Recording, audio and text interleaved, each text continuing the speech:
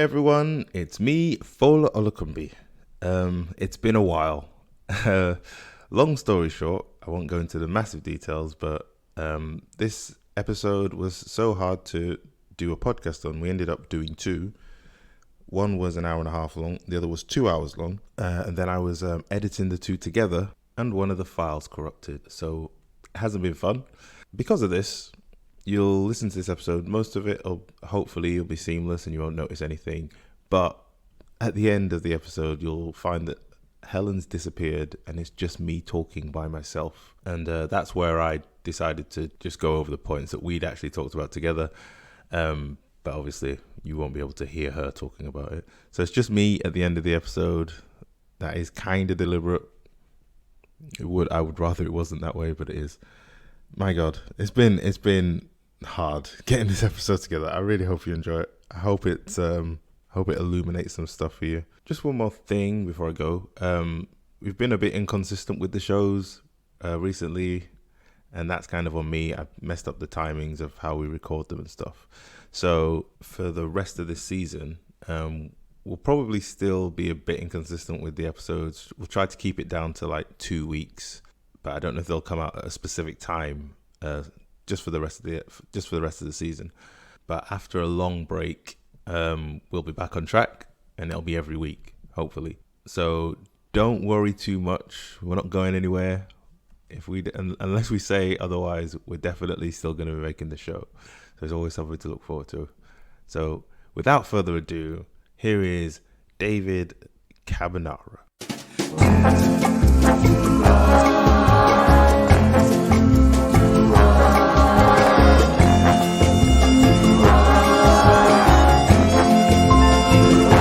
Hey everyone, and welcome to the Old Fashioned Breakdown, a rewatch podcast for the articulate show Mad Men. My name is Fola Olukumbi, and I've seen this show and presented this particular podcast a couple of times now. And I've seen it. I watch it from a subtextual point of view, and whatever that word means. Helen. Sorry, I'm getting beat. This is the best intro we've ever done. Hands down. This podcast is killing me now. My name is Helen Varley, and I've seen the show a couple of times. I've done this podcast introduction more times than that. But I actually remembered something from the first time I watched this episode, which I'm quite excited to tell you all about. Wow. I know.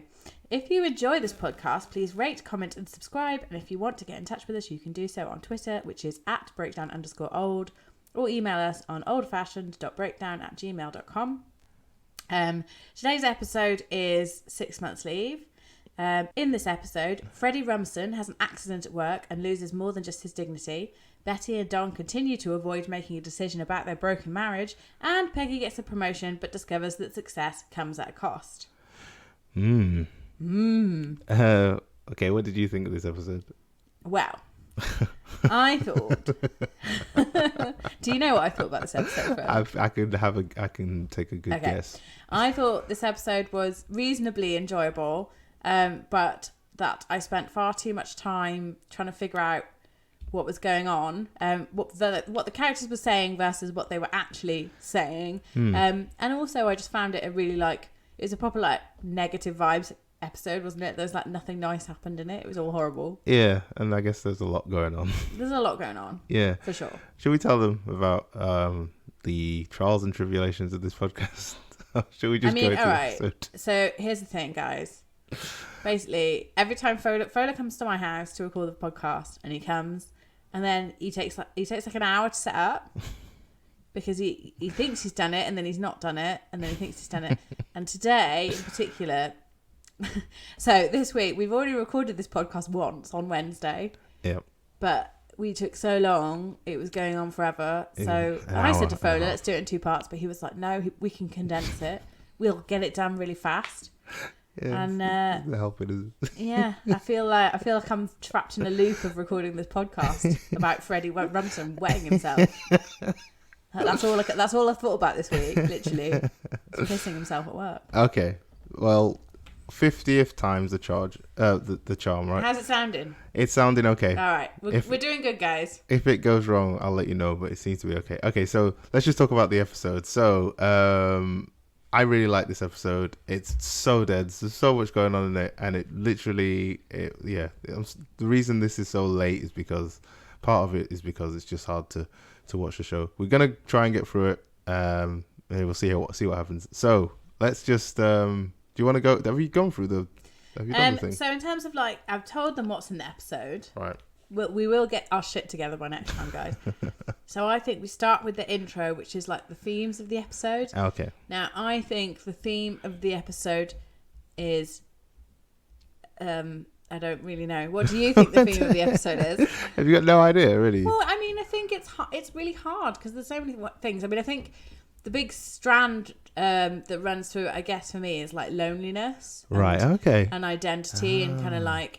I mean, I think particularly starting the episode with the whole Marilyn Monroe thing where everyone's like, oh, I don't know how she could do that because she was so happy and she's surrounded by people. And like, and it's like the different opinions on that. I think that's almost like a subtext for the episode. Because these... Bless you. Thanks. Yeah, I think it's about, I think it has a lot of that loneliness in there as well. There's loads of stuff for me. I'll just go through them like I always do, and then we can talk about the actual show. So there was a lot of stuff to do there in this with talking.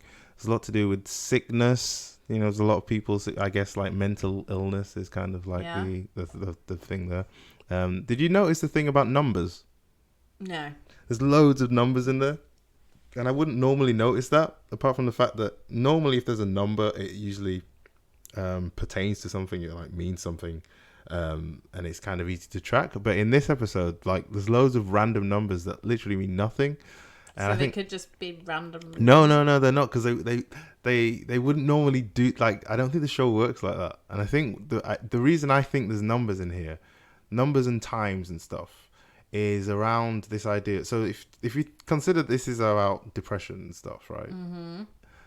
I think one of the things that makes people depressed is like it's falling behind or sort of not fitting into place and not being part of society and all that kind of stuff, and all these kind of rules and stuff. And what makes these rules are basically things like words, really, but like numbers and times, and you know, they're all like human construct. Well, I guess not fully human constructs, but they're ways that we can kind of compartmentalize our lives and stuff. And really, as we're human beings, I don't think we're supposed to be compartmentalized, is the point, right? I mean, my God, no. Like, that's the whole... I think definitely, I think that's still very true today, that it's that expectation versus... Because the thing is, the things that you don't have are what make you unhappy. Yeah. And they're also things that society say that you should have. Yeah, totally. But they're not necessarily what you want. No, it's really, really strange. So, yeah, I think there's a lot of that in there. And what else? So rules. There's a lot of lying on couches. Yeah, a lot of that. There's a lot of that. What did you think of that? What did you think of that? I think they all just need to get a decent bedspread and like a nice mattress and sort it out, have a good night's sleep. Well, at first I thought that had something to do with therapy and stuff. Yeah, it could be. But then I thought maybe it's got more to do with waking up. But anyway, we'll talk about that later. I like that. And then passivity and proactivity, which is there's a lot of that in there, and the power of speech and rebirth, and there's a lot of deaths and rebirths in this. I feel like a lot of characters die in a certain way. Mm-hmm. So a lot of themes this week, Fola. A lot of themes, right. Yes. So we should just right. So we split this into 3, and I guess it's really 4 characters, isn't it? It's like Don, Betty, Freddie, and Peggy. So yeah, I mean, I feel like the women in this episode, without going into this too much, but I feel like the women in this episode have almost like got one storyline. Oh, really? Yeah, I feel like all their storylines are the same storyline, but they experience them each in different ways. Sort of. Go on. I mean, so like it's all about I mean, we were just talking about that expectation, what you want versus what you should do, etc., etc. Yeah. And I think it's that whole thing of like with Peggy, it's like she perhaps should have told on Freddie so he could get the help that he needed, Yeah. and then possibly could have kept his job. Yeah. For Joan, it's like she shouldn't have had the affair in terms of a moral sense, but in the sense of the fact that she still loves Roger. Okay. Yeah. Yeah, and then with Betty. Yeah. So I was going to say Jane then, actually. So I feel like Jane's a bit of an anomaly, isn't she? 'Cause she's a bit sort of like she's just getting a bit off her stick, isn't she? Just like not really thinking about it. But even she, you could also say that she imagined having this illicit. And we don't know much about it because a lot of it happens off camera, but she's having this illicit affair with Roger, where I'm sure he's showering her with gifts and dinners and stuff like that. And she thought, oh, it's going to be a nice undercover thing. And suddenly he's in the office saying he's leaving his wife for Jane. And do we know if Jane actually wanted him to leave his wife for her?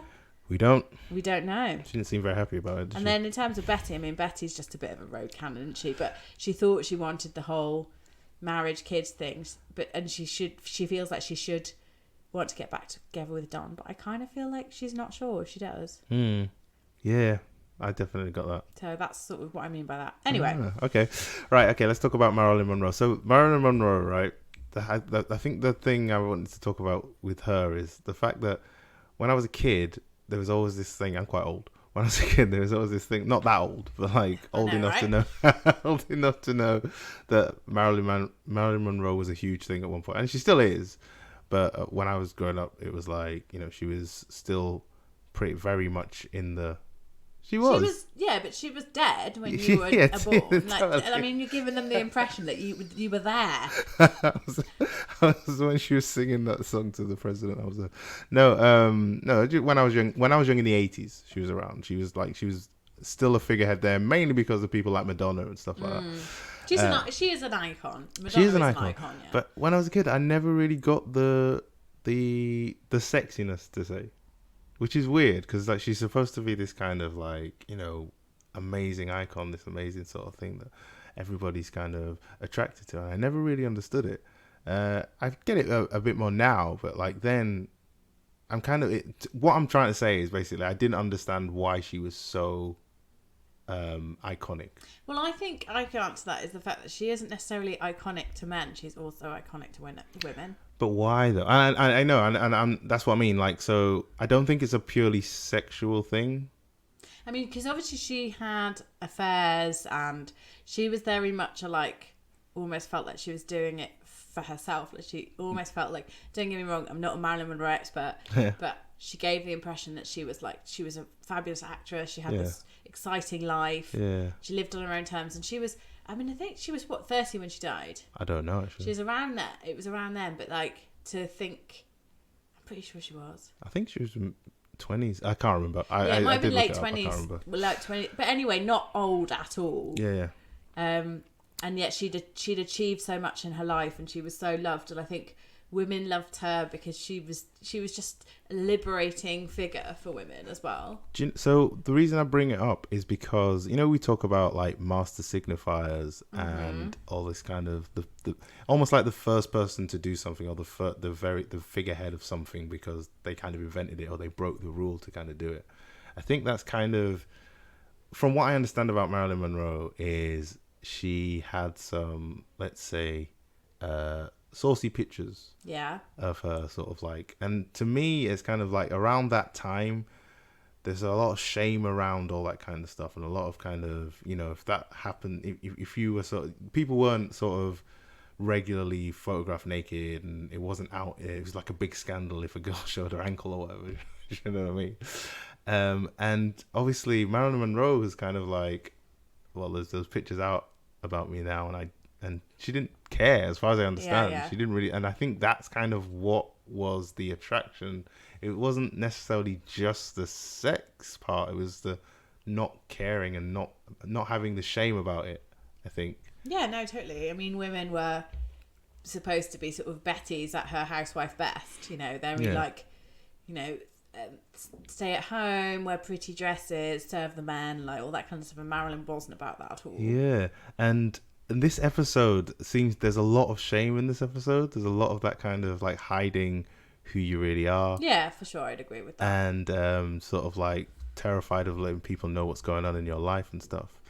And I feel like part of the Marilyn Monroe thing that comes up is because of that, because of this idea of shame and how shame kind of affects people, and the fact that even though she was out there and sort of confident, it wasn't really who she was. So there's like almost two sides to it, really. There's this kind of hiding yourself, but then there's also this idea of sort of putting yourself out there but not really putting yourself out there, like people not actually knowing who you are. Well, it's like that what the guy in the lift says, hiding in plain sight, Exactly. And that's kind of, yeah, so the thing about Hollis sort of like saying that, when he says that, it's like it's quite a strong thing that he says. What did you think about that thing he said about Joe DiMaggio? You know what? I was terrified you were going to ask me that because I have no idea. And I thought on Wednesday, I was like, shit, we've started recording. I'll look it up, and then I was like, and then after we stopped recording, I was like, I can look it up now, and I've forgotten. Who is, and if this is really embarrassing, please cut it out of the podcast. Who is Joe DiMaggio? I didn't know either. Joe DiMaggio was like a baseball player, and he's kind of quite an old baseball player. Basically, he married Marilyn Monroe, and then he divorced her. And then when they divorced, so she was going through all these troubles and she was depressed, but so they stayed friends. Okay. And yeah, and I think one of the things that's in this episode is this thing I was saying about athletes. There's a lot of stuff about athletes, and I think one of the reasons Hollis says I keep going back to Joe DiMaggio is because of how athletes are treated. Because he grew up in a very poor sort of environment, and he was the best at what he did, but he also still had all these problems plaguing him in his life. And like, I think like Marilyn Monroe, even though they had a tumultuous relationship, she was like something that kind of, I don't know, real to him or something. That kind of, so when she died, he paid for a funeral, and sort of like, I think he'd visit a funeral every year and stuff and send flowers to it and stuff. And yeah, he was madly in love with her, but it was like really tragic that she died, and I don't think they parted on the best of terms, but he was always there for her when she died. So that's really just interesting and a bit of a bummer. I don't think this is gonna get happier. See what I mean? It's like a neg fest. All right, let's having said that, let's go on to Betty and Don. So the whole thing, I think the first storyline we should talk about is Betty and Don, and like the whole idea of Betty and Don waking up in different places. What did you think of them two at the beginning of the episode when they wake up, if anything? Now I did have a point about this, right, but I have forgotten it. Right. Okay. So I think you should probably start. Well, okay, so I think one of the things that's interesting to me is the fact that, when Don opens that paper, yeah, he sees the heading on the paper, and the heading says MM suicide or accident. And so MM could be Marilyn Monroe, or it could be Mad Men. Oh my god, it's not Mad Men. He doesn't know he's in the TV show. This is not the Truman Show. I think, okay, obviously, because it's an actual paper, it's an actual sort of like, it's an actual headline that was out when Marilyn Monroe died. And obviously it's not Mad Men, but, the meta of the show and stuff, I think that's the question that is being asked through the whole show, is this idea of suicide or accident, right? The idea that suicide is something that you put yourself through on purpose. So, let's say someone like Freddie's kind of like, he lives this kind of very quiet life, but is he living that quiet life because of things that have happened to him, or is he living this quiet life because he can't be bothered to do anything else? Mm-hmm. And I think that's you see the same thing with Dawn, and you see definitely see the same thing with Betty, and this idea of like throwing yourself into something risky and dangerous, or just kind of like, holding back. And are you doing that on purpose, or are you not doing that on purpose? So it kind of fits the episode. Right. And that's what I mean. I think I agree with that point. So I kind of thought that was cool. I quite like it, yeah. And I like how you said that with like through gritted teeth. Bastard. I think thing about Betty when she wakes up in the house. So I think that you can see I think the show kind of has the two of them, both Betty and Don, sort of like reacting to the fact that they've separated in different ways. So you see Don is full of beans. He goes to that kind of blood drive thing, but Betty's kind of, I literally think she's like a ghost at the beginning of it. Talking about death. She's kind of like haunting the house. She's kind of watching someone else look after her kids while she kind of like floats above. Well, I think the thing is with her is like nobody needs her anymore. Like the kids have Carla. Don doesn't need her to press his suit or whatever she normally does for him on a morning. It's like she's not needed anymore once everyone's gone. She is just a ghost in an empty house. Yeah. So that's kind of cool. Do you remember anything about the blood drive? I guess you probably don't because you didn't write any of it down. I had to write it down. Well, which part? Oh, we got the conversation. Yeah. So in the whole blood drive, when they're sort of talking about, because I think it's quite an important scene. I mean, I think I mentioned this before, but I totally glossed over this scene because first of all, I didn't. It's one of those scenes where sometimes with Mad Men, I'll be watching it. And they'll be talking about something, and I'm just like, I don't care about this. This isn't going to drive the plot along in any way. It's just like random scene that you do. Like, I call them random scenes. You probably call them your favourite scene. This is like the most important scene. Well, I think it's basically a bunch of teenage guys putting on a competition about who's going to win a blood drive and being knobs. Yeah, pretty much. That's pretty much what I was. So to me, like, I was kind of trying to figure out what was going on in this scene as well, because I think it's one of those scenes that you were talking about where everyone's talking about one thing but they're really talking about something else. And I think the thing they're actually talking about is this thing called an ego drive, which I'd never heard of, and I don't even know if this is an actual thing. I found it online. I can't find out who kind of came up with the concept. I don't know if it's an actual thing that people are aware of, but it says, what I found is the definition of it is the need of one individual to persuade another to a particular point of view and feel satisfaction in having done so. So the idea of basically controlling other people and feeling good about it. Okay. Which there's a lot of in this episode. Right. And this is basically that same thing happening in this episode while they're all talking about this idea of blood drive. And to me, it's almost like a parallel with workers and, people that are working for them. And they're kind of like talking about giving money to people so that they can, giving $1 to people so that they can donate blood. At one point, someone says something about, someone says, who gets the money? Do I get the money or the people giving blood? Literally, it's almost like literally sucking the blood out of people. And I feel like these characters in this meeting are all kind of like, they're all these kind of like rich, kind of powerful people, and they're sort of like determining the fates of like the workers and the elevator operators and all those kinds of people. And it's like, it's just the way people feed off other people's kind of really interesting. Especially, it's Mad Men, so it's kind of, that's what the show's about anyway. But yeah, I think that's kind of, it's pretty raw in this scene. Yeah, didn't get it. Didn't get it. Glossed over. Fair enough. That scene kind of ends with Harry asking Don if he'll go to this dinner, this Mitch Miller dinner, which I don't really want to talk about, but that kind of has its own thing. He goes if he wants to go to this Mitch Miller dinner, and Don says he can't do it because his kid is sick. And I think that's kind of like I think that's partly mental illness, but I think there's also another thing which I'm going to talk about later about the feminine and masculine sides of people. Right. I think there's a bit of that in here as well. Well, because he said my kid is sick. Kind of, yeah. Okay. Kind of. Right. But when he says you can't go, what's his name says, one of the other characters says, "Oh, you got shot down," right?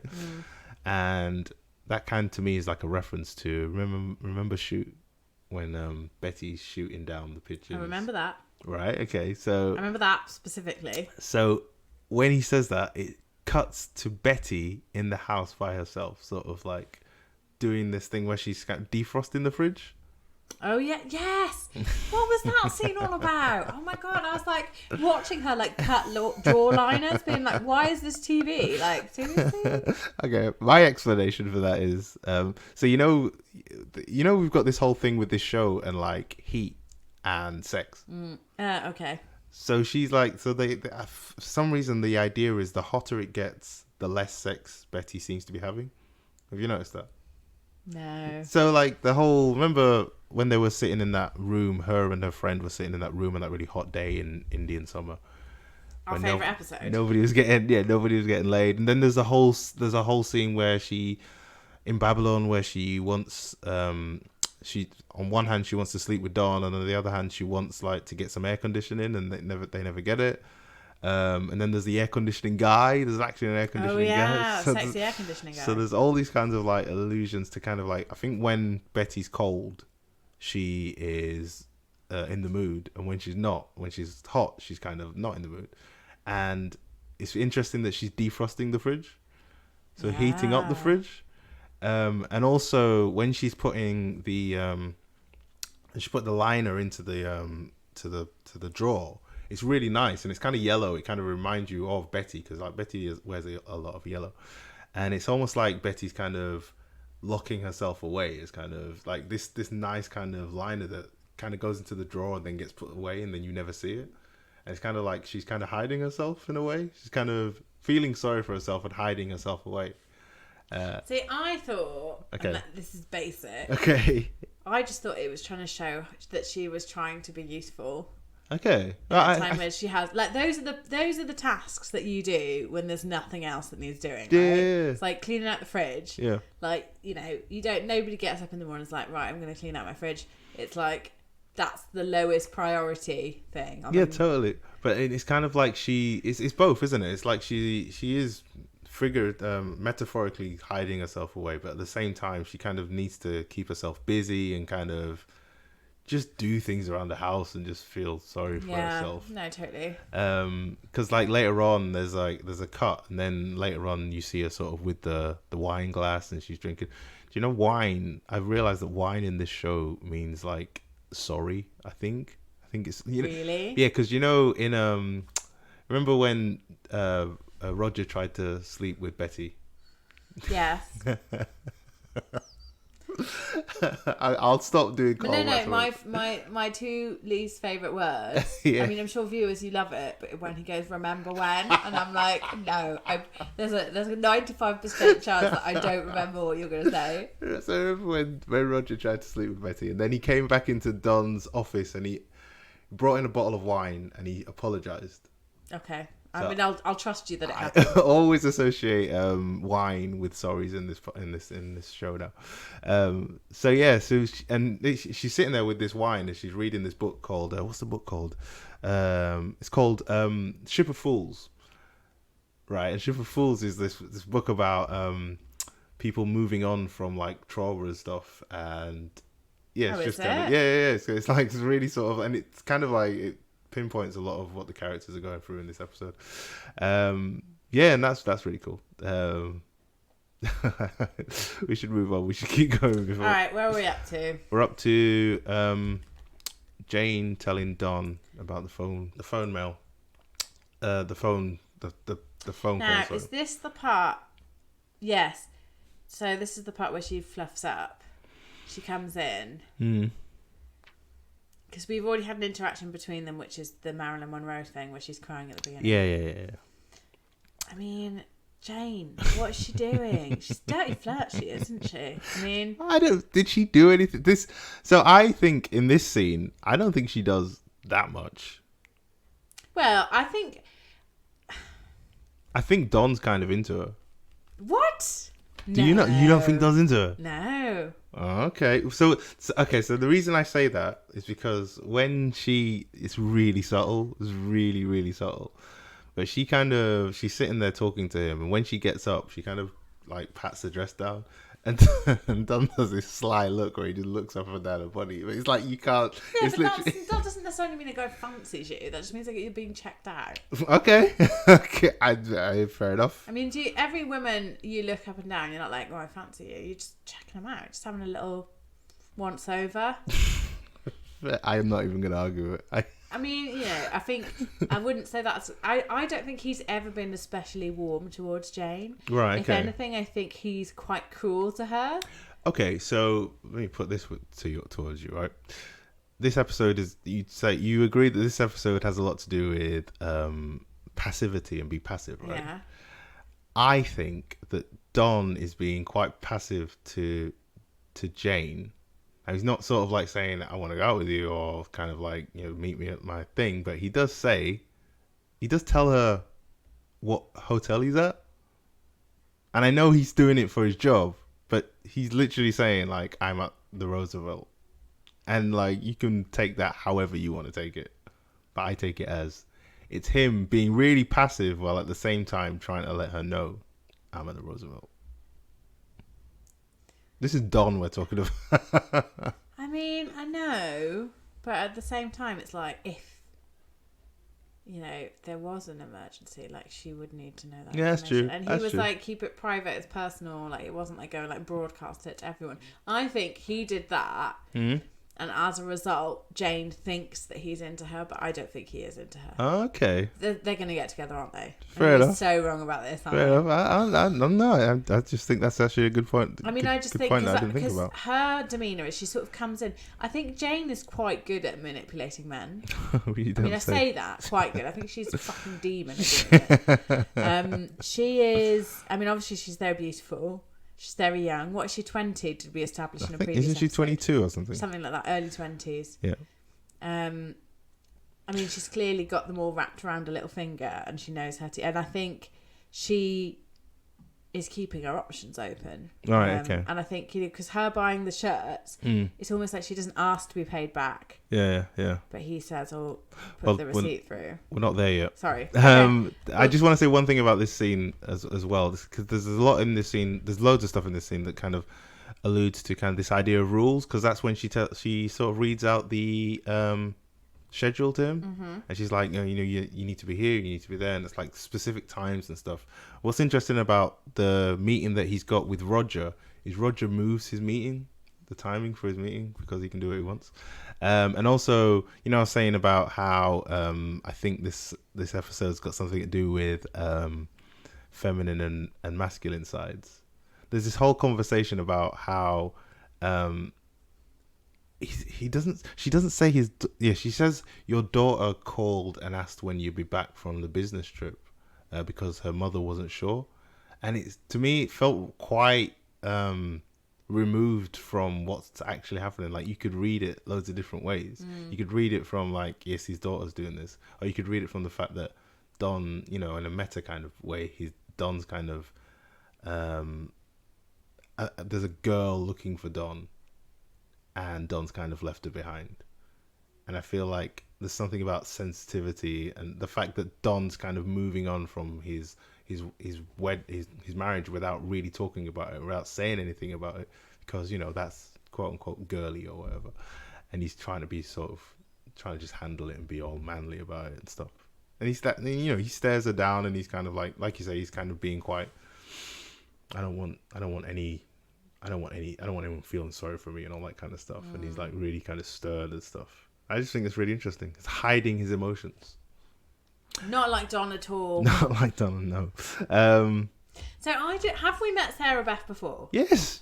When? She's at the she's the one at the riding thing. Yeah. So have we only met her in the... She's not the one that was pregnant. No, that's not. Thank God, because I was like, okay. But yeah, I mean, that's Francine. So I thought it was quite weird. So first of all, Betty's drunk in the middle of the day. Well, first of all, she's lying down. She's lying down. And she wakes up. Because the doorbell goes. And she calls for Carla. Carla's not there, so she goes and gets it herself. Yes. And then she says to Sarah Beth that she's ill and she's not going to the party. And Sarah Beth pretty much ignores her. Yeah, and it's like, I want to borrow your dress, and then goes upstairs. Yeah. And it's interesting that she she says that she doesn't want to go to this party because like Don had the same thing where they wanted him to go to that party, and it's like I think the idea that these two, there's these Don and Betty's marriage is kind of like a business. Well, I think they've always said that Don and Betty's marriage is like a business, right? But you can see it here how much pressure is on them to be together so that it helps other people out. It's almost like they're being used. Yeah. And they're kind of like trying to break out of that mold. But I think, did you notice the dress? This is another thing that this is Which another one? There's about 20. She wanted to borrow the black chiffon dress. Yeah. And Black Chiffon is a play that came out around that time. And it's about a woman who breaks under the stress of lots of people asking for her help. No way! Oh, I got goosebumps. Oh, that's a good one. And also they call out Gypsy. The have you seen Gypsy? No. Okay, Gypsy is about this woman who has 2 daughters, and she keeps telling them what to do, and one of them just leaves because she's been overworked and being told what to do all the time. So that, again, that's another. Also, there's another little theme that's in there. So there's quite a lot of like showbiz references and stuff. There's loads, yeah. But what I think the main thing from this scene is the fact that Betty, she wakes up, and she halfway through this conversation that she's having with Sarah, what's her name? Sarah Beth. She realizes that Sarah Beth is using her. Yeah. Did you get that when Sarah Beth starts talking about, she just telling. It's almost like Sarah Beth's talking about herself, but she doesn't really care that she doesn't care about Betty at all. So like Roger and Don. Yeah, exactly. I got that. So that's really cool. And then we see this. I love this. I love what you put in here. Betty and Don have a non-conversation. They did have a non-conversation. It was so weird because, like, I mean, so there's a couple of things with this scene. It's like, I mean, what you were saying earlier about the kid ringing up. The kid ringing up. And saying, yes, yeah. But it's almost like that's the kind of thing I feel like Betty would do to find out when he was coming home. Oh, okay. Do you know what I mean? She's that kind of. Oh, she'd get the kid. Set up. She'd get the kid to phone home. Yeah. All right, okay. I never thought about that. Yeah, she would do that. I mean, you know, like I say, I will never know either way, but it just kind of feels like she's sort of waiting for that. I never even thought about that. She's waiting for that confrontation because I think it's very much hanging there, and neither one of them wants to give. Yeah. Sort of like Don's just like, tell me what you want. And the thing is, she doesn't really know what she wants. She wants to know what he wants. Yeah. So they're sort of like at this sort of stalemate. Now, a couple of things that are weird. Yeah. Like, why does he call his daughter Salamander? Isn't that like a lizard? That's a really weird name to call your child. It is very weird, isn't it? So I think the reason he calls her Salamander is because, like, so one of the things that comes up for me in this scene is it's almost like there's a lot of references to, we talk about rebirth and starting again and all this kind of stuff, and the cyclical nature of life and all that kind of stuff. So one of the things that Betty says to the kids is like, go upstairs and brush your teeth, which is like, you always have to do. You have to do it every day to kind of, once you've done it, doesn't mean you've done it forever. You need to do it again. There's also the fact that she says she'll come next time when oh yeah, the weekend away or whatever. So there's all these little things to that, and salamanders, they regenerate parts of their body. Oh, okay. So I think it's a nod to that. I love the fact that to me also this scene, like a big part of this scene is, and I don't know, this is like me going out on a ledge with this one. Like, this is okay, I'm ready for this. This is just weird, right? So when they're talking about like what should we tell them? We can't, it's impossible. They can't. I don't want them to know and all this kind of stuff, and they're being really sort of secretive about it. it sounds like obviously in the episode, in the actual real life of the show, they're talking about the kids, but I think it's also an allusion to this thing again of masculine and feminine sides. And I think Don's really talking about his feminine side and how his feminine side is trying to kind of like is confused and doesn't like think about it like this. Like, so when they're talking to the kids, or when Don's talking to the kids, when it comes to Bobby, he kind of kisses him on the head and taps him on his ass and sends him upstairs. But when it comes to Sally, he like crouches down, he talks to her, and he's like really, really nice to her, and he gives her a really long hug, and he's like really sort of like, you know, tender towards her. And it's this idea of him sort of, I think there's the way he deals with maybe the external women or females in his life, he's kind of quite protective to them, but the actual inner female, or his kind of like actual feminine side, he kind of casts aside. That's the way I see it. Maybe I'm dragging way too much out of it. I don't really know what. There's no way to kind of like I don't know. That's just my thoughts. But then we can talk about the other Jane scene now. Oh, okay, thank you. Thank you for giving me your permission.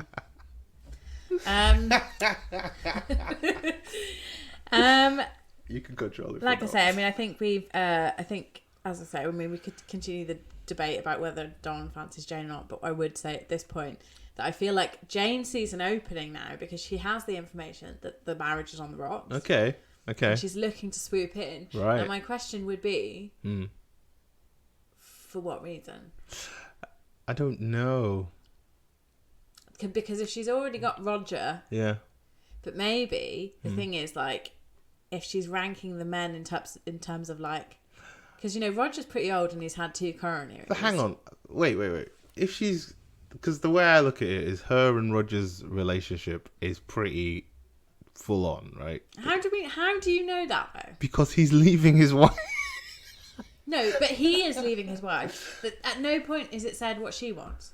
Okay. At no point does anyone reference what she wants. This is a good point. That's an interesting. Like, all we see is her at the end, and he stood behind her with his hands on her shoulders, and she's sitting down. Yeah, she might be mortified. Exactly. She might not have even wanted him to leave his wife.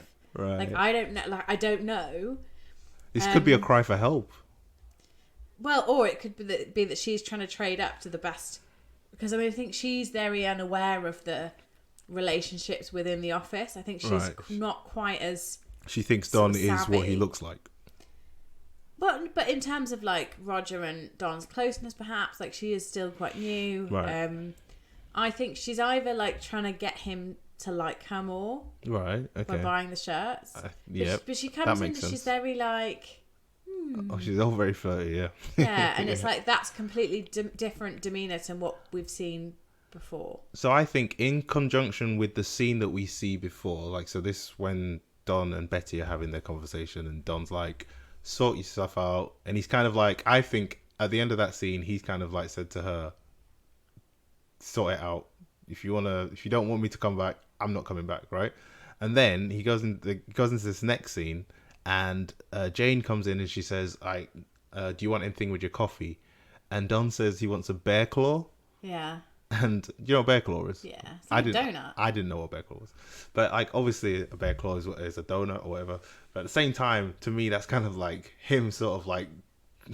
like, oh my god, did you just do a little bear claw with your hand? That's like so pouring at like someone like Jane, or like moving on, trying to move on from Betty. Yeah. And in this whole scene, it's like really, really flirty. I don't know if a bear claw is considered quite a childish thing to eat as well. Is it? Okay. I don't know. I don't know because I'm not American. Well, that makes sense. But I seem to recall at camp bear claws being a thing for like younger people. There you go then. I don't know for sure. Like reaching out for mummy. Well, that's it. Is I think there's a whole thing there of like, if what you're saying is true, it's almost like he walks out of one domestic situation and straight into another. It's almost like he can't escape that. Well, I don't think it's that he can't escape. I think he's trying to. I think he's left one. In his mind, he's left one domestic situation. Is trying to get into another. The fact that she brings him the Menkins bag. she doesn't know who Mencken is, but obviously that's like, it's a massive symbol for like some sort of affair or some sort of like other woman or something like that. And obviously at the end when he tells her to like, you know, are you a fainter? And she says, I'm not a fainter, but I might cry. And that to me was like, I don't know what's going on there. It's like, to me that's like clearly a come on of some sort. But yeah, and it's interesting at the end of that scene where he actually puts the Mencken bag away as if to say like he's done with Mencken and he really has moved on to another girl who just happens to be Jane. Oh, Do you agree? Disagree? I mean, like I said, I'm just not feeling the vibe between Jane and Don. I just don't feel it. Mm-hmm. And it's upsetting me if it's going to happen, which I feel like it is from the way you grin at me. I'm not giving anything away. I think you have already, because you're sort of like just grinning. I mean, you would just say if they didn't get together. Fair enough. But fair enough. I mean, why would you dip your nib in after like Roger's been in there? Like, but he doesn't know, does he? Well, of course he knows. Like as you just pointed out, he's leaving his. Yeah, but he wife for her. doesn't. He doesn't know. We haven't got to that point. Oh, fine, whatever. I mean, it's weird that. Yeah, we haven't got there yet. Okay, should we talk about Carla? So this is interesting as well. I think this is like this. So I think the scene with Don was like Don kind of like getting over Betty and moving on. And I think this scene with Carla and Betty is like Betty getting over Don and moving on from him. But then why is she looking through the drawers? That's the one. That's the point. That's what I'm trying to say. Like at the end of this scene, she's kind of gone, okay, I'm over it now. And I think that her looking through the drawers is like her obsessing over Don, right? It's like that's her how she's thinking about Don. But I think she takes Carla's advice. What's really interesting is when Carla comes in and catches Betty doing that, she calls out Bobby's name, and obviously Bobby has the same name as. She basically blames Bobby, and like I said, I think that this episode has a lot to do with blame as well. And it's like obviously what's going to end up happening is. Well, I guess I'm not giving anything away, but I imagine what will end up happening with Betty. One of the reasons she's able to move on from Don's kind of infidelity in this sense is she just blames Bobby. She said it was all Bobby's fault, and that's why. That's a lot for Bobby. No, not the kid. Not the kid. I mean. Oh, of course, because yeah. All right, fine. I'm with you now. That's a lot for the poor child. It's all your fault. But I mean, yeah, I think the drawers thing is interesting because the last time we saw her going through the drawers, we've seen her go through those drawers. She's gone through the drawers before. Yeah. It's almost like she's in a circle. She's stuck in this cycle of like, how do I get past this? Yeah. She knows what's inside the drawers. She doesn't. But she does because she's been through them before. No, these are different drawers. Are you joking? Yeah, this is different drawers. Like she's been through like she's got the stuff that isn't incriminating. How many locked drawers are in the house? Well, think about it. She doesn't know about Don's actual life. She doesn't know who he is. Yeah, but she doesn't know that she doesn't know who he is. But which is why she's trying to get into this drawer, right? She just knows it's locked and she doesn't know what's in there. Okay. I think, to be honest, I think it's part of like it's the writing and it's just like they wanted to show her still obsessing over Don. Okay, fine. For once, I'm the one that's going, there must be more. But yeah, I like Carla in the scene. I mean, she doesn't look old enough to have been married for 20 years, but. Yeah. There's another arbitrary number. 20 years. True. We could say more about that, but we won't. Yeah. Let's talk about so Betty. So that's the thing, isn't it? She takes Carla's advice and then she goes out riding. Yeah. With no trousers on, according to you. Well, that's what I wrote because she's not wearing any trousers. She looks like she's not wearing. Put no trousers. I mean, she looks fabulous, but she's not wearing. Like in the past, we've always seen her. I think it's like her sexual awakening. Maybe I genuinely didn't know what you were talking about. Did you look back? And then I watched it back and I was like, oh, it looks like she hasn't got any trousers on. Does she have trousers on? Yes, she does. Does she? I'm going to have to watch that again. I was like watching it. I only watched it once through. But I was like, there's this shot where she's walking towards Arthur. And it literally looks like she's got a jacket and riding boots on. And I was like, that's a bit saucy, Betty. It does, though. That's the thing. It actually does. But no, they are trousers. There are trousers, okay. Well, trousers then I retract that comment about her wearing no trousers. Totally different show. She has trousers on. But what's interesting about this scene for me is it's like the ego drive, right? So that room full of those guys, sort of like controlling and puppeting all the people that sort of work for them. And here's Betty sort of talking to Arthur, doing exactly the same thing, where she's kind of like trying to manipulate them and just make herself feel better, because that's what the ego drive does. It's like, now, yeah, since it's not anywhere else in here, I don't think, is her aim to mess up Sarah Beth's marriage? I think it is, in a way. I think she's just pissed off with Mary. Well, here's the thing. So it's because isn't that what Sarah Beth wants? Because she wants to hang out with Arthur, right? I don't think it's what she wants. I think because what Sarah Beth basically said to her in that meeting when they were chatting is that because you're there, it stops me from jumping his bones, right? And that's kind of like, so Betty's kind of, in my mind, Betty hears that and is like, what? So I'm just there to stop you from shagging this dude?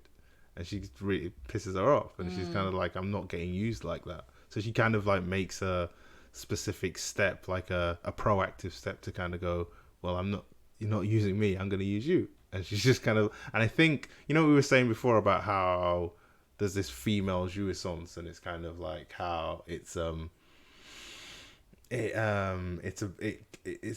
a lot of it's tied into helping people and seeing the joy of other people. And I think it's really twisted the way she does it, because it's like, yeah, she is kind of helping, but at the same time, she's also fucking up their lives. And I think she kind of like, I love the kind of the Scarlet Woman thing she does as she walks away. She's like smiling, and then the smile drops and she just walks off. Yeah, like yeah. Kanye West sort of thing. Where she's like grinning, and then as soon as he's gone, she's like, but yeah, it's kind of, I haven't really spoken about like empty speech yet, but there's a lot of empty speech in what she's talking to Arthur with, where she's kind of making small talk but not really saying anything, and almost like saying what she doesn't mean, and yeah, just to kind of manipulate things to her own ends. So that's kind of interesting.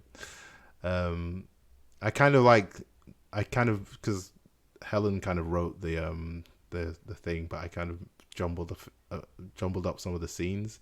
So in the rundown, so I kind of jumped towards Sarah Beth and Arthur's meeting, because I think that's kind of, it thematically fits for what we're talking about. Okay. So glad to hear it. Okay.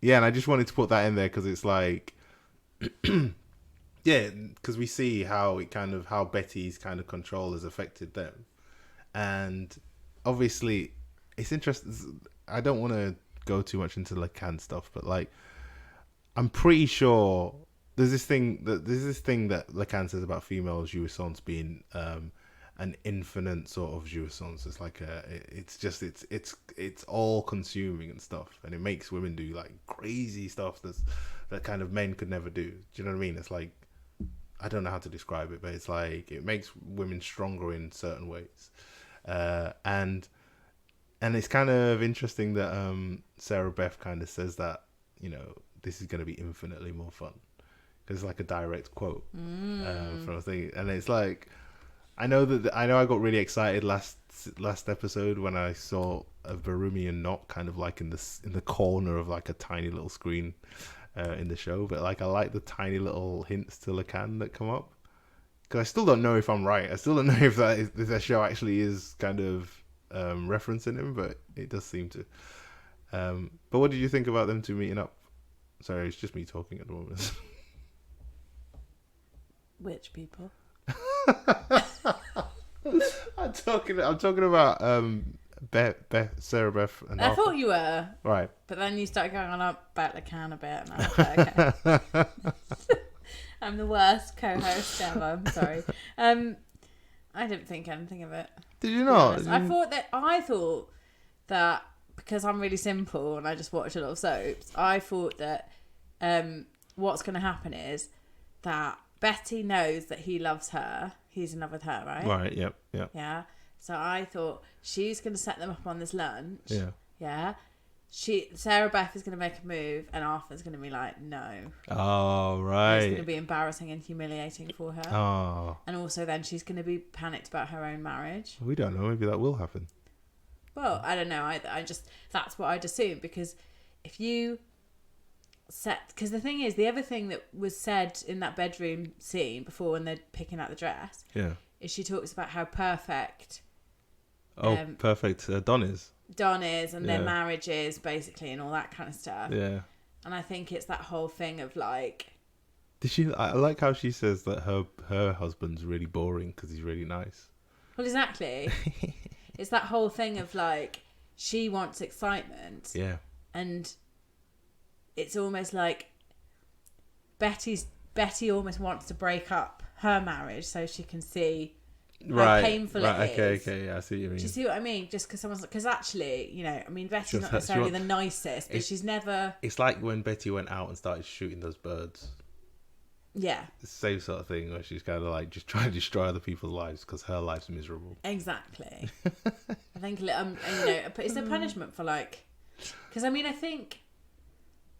Yeah, there's a whole other conversation that could be had there about infidelity and what that means and what that means for her. Because I think, they weren't especially happy before she found out about the infidelity. No. And we forget that. The infidelity is almost like the breaking point. It's almost given her the reason to walk away. It's less about the infidelity and more about the fact that they just don't click. It's more about, it's more about the escape. It's like, this is an opportunity for them both to go their separate ways. Yeah.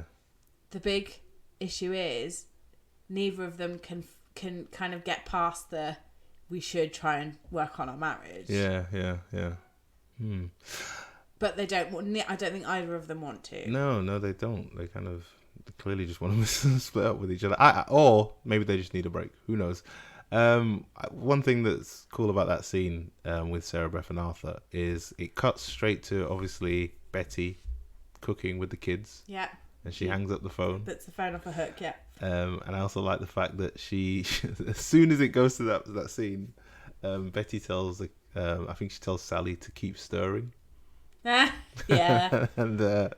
and Bobby, and she tells Bobby to get 2 spoons. Now remember in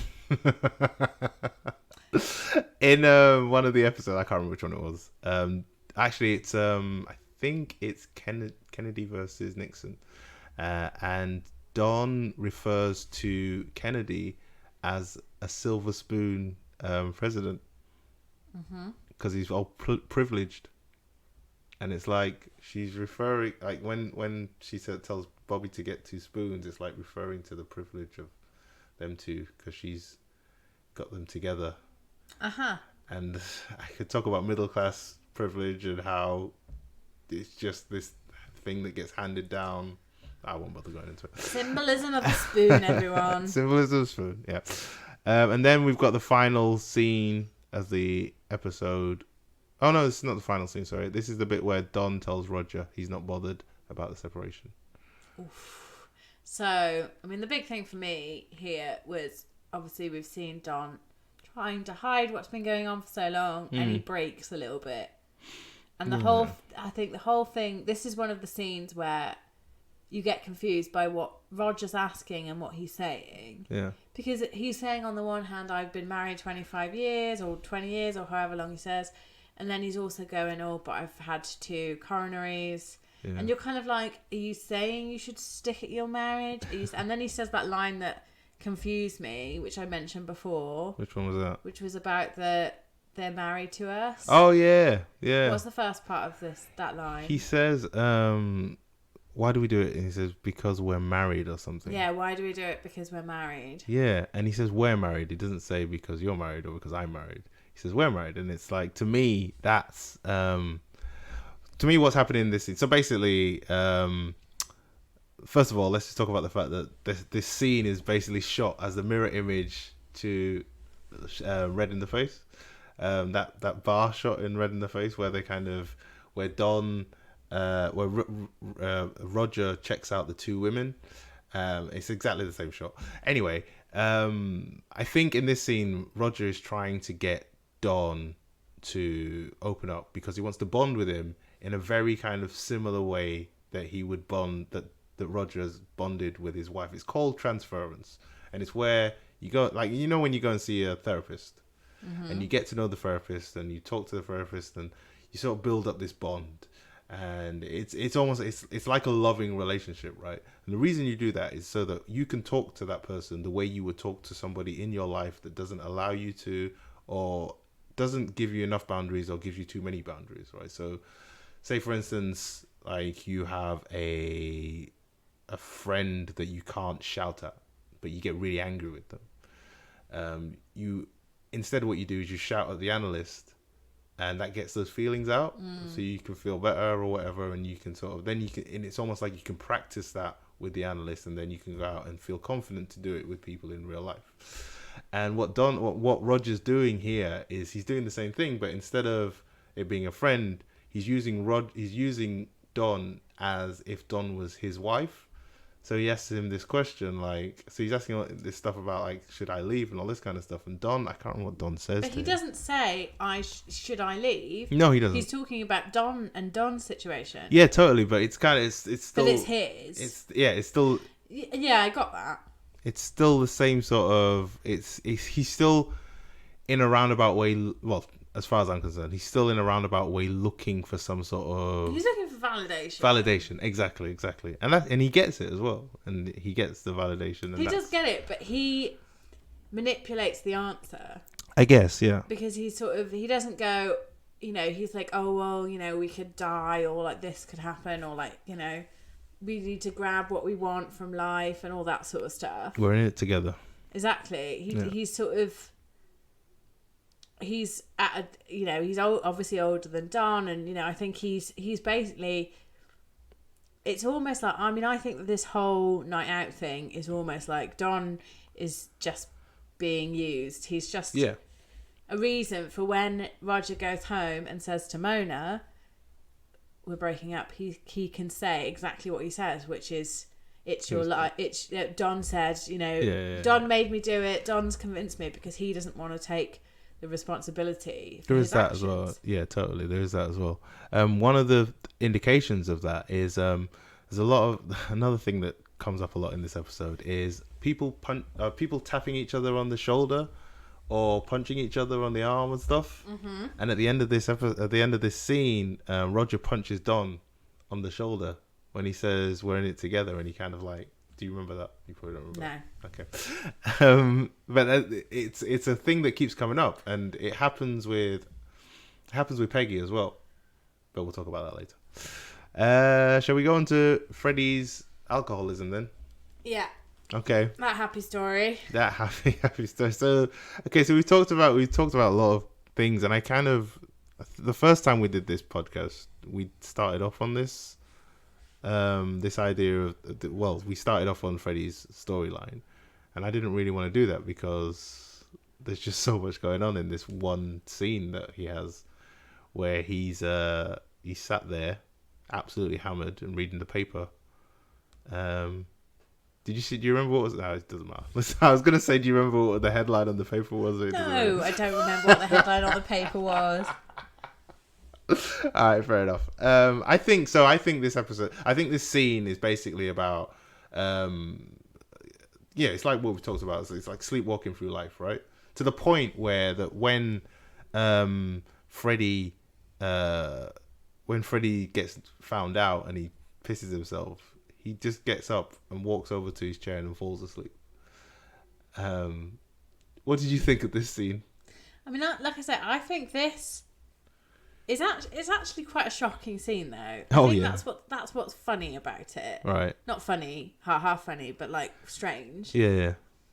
Because of all the scenes, it feels like, you know, it's actually quite a vulnerable scene. Yeah. Which we don't see a whole lot of in Mad Men. I feel like there isn't an awful lot of vulnerability particularly from a male character's point of view. Okay. Or we haven't for a little while, I don't think. It's funny that you get it in this episode. Well, I mean, I don't know. I mean, maybe I just because the thing is, I mean, as we mentioned before, I think Freddie's an interesting character for me because I feel like I don't know Freddie. Like I don't know him like I know Pete or Ken or I feel like he's always just been there, a bit like a ghost, in that he's always been there, but I've never really noticed him before. Totally. He's always been part of the furniture. It's like they introduce him and then they get rid of him. If you think about him, they go in and he recites the pitch like word for word. Like I didn't at that point. You can't tell that he's drunk. Realise he was drunk. Yeah. I was just sort of like, okay, this is going to be another blood drive. What the hell's really going on in this scene? And then that was the point when he finished doing that. Yeah. I was like, this is. He's going to wet himself. And I remembered. Okay. And he walks over to the drinks cabinet and isn't he pouring a drink for Sal or something when it happens? Yeah. He pours this massive drink for Sal. Can I do about that drink that he pours for Sal? Because what they talk about, they're talking about. They say that if Don said we should only bring up Volkswagen if they don't like what we say or something like that, right? And to me, it's kind of like this idea of you only say something if you're not happy with what you're given. And obviously, that's when Freddie gives the whiskey to Sal. And Sal doesn't say anything because he's quite happy with what he's got. Yeah. Even though he's a bit kind of shocked and it's not 100% what he wants, he doesn't say anything. And it's like, and that's kind of, I think that's how Freddie's lived his life, where he's kind of, he has this amazing job and it's possibly too much for him. It's not exactly what he wants, but he doesn't say anything. Let's put it this way. He's a glass half full kind of guy. Very good way of putting it. Yes, I like it. Or very full. Glass very full kind of guy. But he's... Anyway, then when he pisses himself, it's the reactions of the other characters. Right. Like, it's funny. It's comedy to Sal. Yeah. It's laughter. It's hilarious. I'll let you go on, but I'm just, like, the whole thing with laughter, there's a lot of laughter in this episode. And it's all, to me, it's the most tragic kind of laughter imaginable, because I think every character that laughs is almost like hiding some sort of shame. I do not remember a lot of laughter in this episode. Well, there's the laughter in this part. There's the laughter in there's a laughter when they're in the when they're waiting to get into the speakeasy. Right. There's a laughter when they're in the blood drive and they're sort of like waiting, and it's all kind of like masking this kind of like sadness, this kind of tragedy. Do you know what I mean? Sorry, I'll let you go on. I mean, yeah, I think but Sal's the typical kind of teenage bloke in that. And then you've got Peggy, who is, I would say, shocked. And then there is Pete, who is disgusted. Peggy, who's quite empathetic. She's quite empathetic, and Pete doesn't have any empathy whatsoever. He's just disgusted. But sorry, go on. But I would ask the question as to why. I think with her, she has a bit more of a relationship with Freddie potentially than the other two do. Yeah, definitely. Well, like she says, she loves Freddie later on. I wanted to say that so the thing that Pete's like really disgusted is like, and he's visibly and viscerally I think it's one of the things of I think his name's Vincent Carpather, the guy that plays Pete.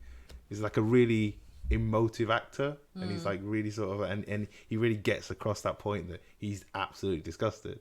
And when he says it's disgusting, like you can feel it. It's like it's a visceral thing. And I guess in the last podcast, I kind of talked about how the Simpsons silhouette speech was like this whole thing about full speech and empty speech and stuff.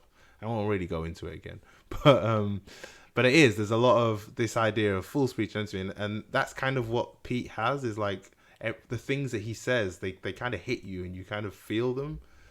So when he's talking, when they do that other thing where they talk about they do the small talk thing, where Pete does that thing about I see that they've had a baby and blah blah blah, and he does it in such a cold way where it's like, oh, it sounds like he means it, and then he actually doesn't. He's just just doing the rehearsals sort of thing. I think that's kind of what Freddie, like again, like Freddie does that. That's how Freddie lives his life, is like in a very empty way, where he doesn't mean what he says, and just kind of goes along with things because it seems to work out. And I think and this is the interesting thing about Pete in the show. Like, you know, you keep saying like you really like Pete even though you hate his guts and stuff. Yeah. I think it's because he's this real. He'll say whatever he thinks because he doesn't care what people think about him, But I don't agree with that necessarily. I think he just thinks that everyone should see the world the same way he does. Right. Okay. I think he's a very egotistical character. Yeah. So do I. And you know, in the sense, I like his authenticity in that he isn't he doesn't lie about not, you know, his disgust. Yeah. Like, it would be very easy to be like, oh, it's okay, you know, oh, we'll sort it out, blah, blah, blah. He's very obviously like, this is like the rest of them when they approach him and they're all like nicey about it and like, all this sort of stuff. Yeah. And it's like Pete's just like, it's fucking disgusting. Yeah, totally. Disgraceful. Like, you shouldn't behave like that at work. Yeah, exactly. Even though, you know, 10 episodes ago, bloody Roger was puking up in front of the execs of some big company. And it's like, that was fine, but pissing yourself is... It's actually interesting you say that. So again, I'm talking about like back to the whole... So that thing where Don was throwing up, it's a similar thing to this, where there's this feeling, this kind of internal feeling. I think it was Roger at that point, where he throws up because he has this feeling within him and he doesn't know how to deal with it, and it comes out through puke. And obviously I've talked about empty speech, like empty speech and full speech. And full speech is really like, you know, when you're being honest about stuff, it makes you feel better. It's like what I was talking about, the therapist. When you're being honest, you're letting stuff out, you're sort of putting stuff out there. But when you kind of like keep all that stuff in, it's going to come out some other way. In Freddie's case, it comes out in terms of him drinking a lot and then pissing himself, like literally coming out. And with the girls like crying about Marilyn Monroe, it comes out in the tears and the emotion and all that kind of stuff. And I think this is why I was interested in the laughter with the guys who kind of like hide all their feelings. It's coming out in this kind of like tragic kind of like laughter, with that awkward sort of laughter thing. There is another thing with the Marilyn Monroe thing actually that we haven't mentioned. What's that? So you know the bit right at the beginning? Are we going to talk about the bit right at the beginning with the girls who are all crying in the office? We are, yeah, but okay. we can talk about it now. I mean, do we want to ruin the schedule? No, it doesn't matter. We can talk. Well, we can come back to it. It's really interesting what that one lady says, who's always been in it, but I still don't know what her name Hildy. is. Hildy, yeah, her. Yes. She's like, I never even take pills, not even when I have a headache. Yeah, totally. And it's like they clearly believe that it was an accident. Yeah. And the whole thing, I guess that's the thing, is it I don't want to say suicide, but is it accident or is it intentional? Yeah, exactly. And that's the whole thing throughout the whole episode, though, isn't it? Yeah. I think here it's a genuine accident. I think Freddie has an accident. But this is the point. Does he have an accident? Yes, though? he does have an accident. But does he have an accident? In like, because we talk about like how I know what you're getting at. In terms of like, eventually he needed to go, so this is his way of like getting into trouble enough that he will be pushed. Yeah. I get that. Okay, fair enough. But at the same time, I don't think that he wants it. I don't think it's strong enough to say it was an intentional thing for him to do. Right, okay. I think the drinking, I think it was the consequence of his escapism. Right, okay. Rather than a driving force. Yeah, behind it. okay, fair enough. So, you know, I feel like him then passing out and stuff, and his whole, I mean, I don't know, I haven't got my schedule open. I don't know what scene we're talking about next. We're going to talk about them talking about firing him. Okay, well then, yeah, I mean, I don't know, I feel like it's a shocking scene anyway, because I feel like there's a lot of, what do we do? How do we cope without him? Actually, we can make a plan and cope without him. Actually, we don't need him. Yeah. And then Peggy going outside and being like trying to cover for him. Well, that's another thing, isn't it? So another big part of that scene, and now we'll move on in a bit. But another big part of that scene is the idea that they're trying to hide it from everyone, and they don't want to talk about it. And like through the whole episode, there's this whole thing about talking about your feelings, and again, speech, and sort of like how helpful that is. But if you try and hide that, it can kind of it can hinder your sort of your growth or moving on from things. And like the final thing that Peggy that Peggy says is she says to the secretary, "Can I speak to you for a minute?" And it kind of brings in that whole idea of rules, right? So you've got like the idea of speech, which is one thing, and but the fact that they add the minute on there as well is kind of like, you know, it's this idea of time and like how it confines you and all that kind of stuff. I think that's pretty cool. Then I guess we should mention the fact that Freddy wakes up as well. Freddy does the same thing that a lot of other characters have done. It's like in terms of like lying down and waking up and then sort of squelches his way out of the office. He squelches his way out of the office, but I do think I think that's him sort of waking up to the fact that, oh shit, I fucked up. Yeah. Well, yeah. But I think that's the point. Like all the characters that wake up kind of realize something. They kind of realize, oh shit, this has gone too far, or oh shit.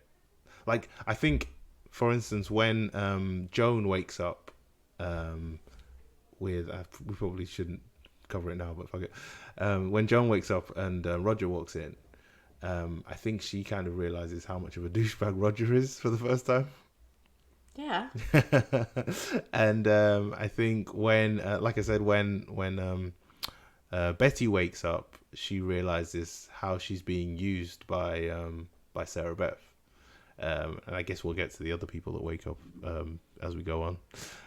But let's talk about them firing Freddy. Yeah, I mean, like I say, a little dig at Pete. He's obviously only done this because the pitch went so well. Like and that's what's interesting, I think, about this episode, is had the pitch not gone well, yeah, Freddy would still be needed. Yeah, that's true. Because they did it fine without him, it's what he, in Pete's mind, what he did is disgraceful because they managed without him.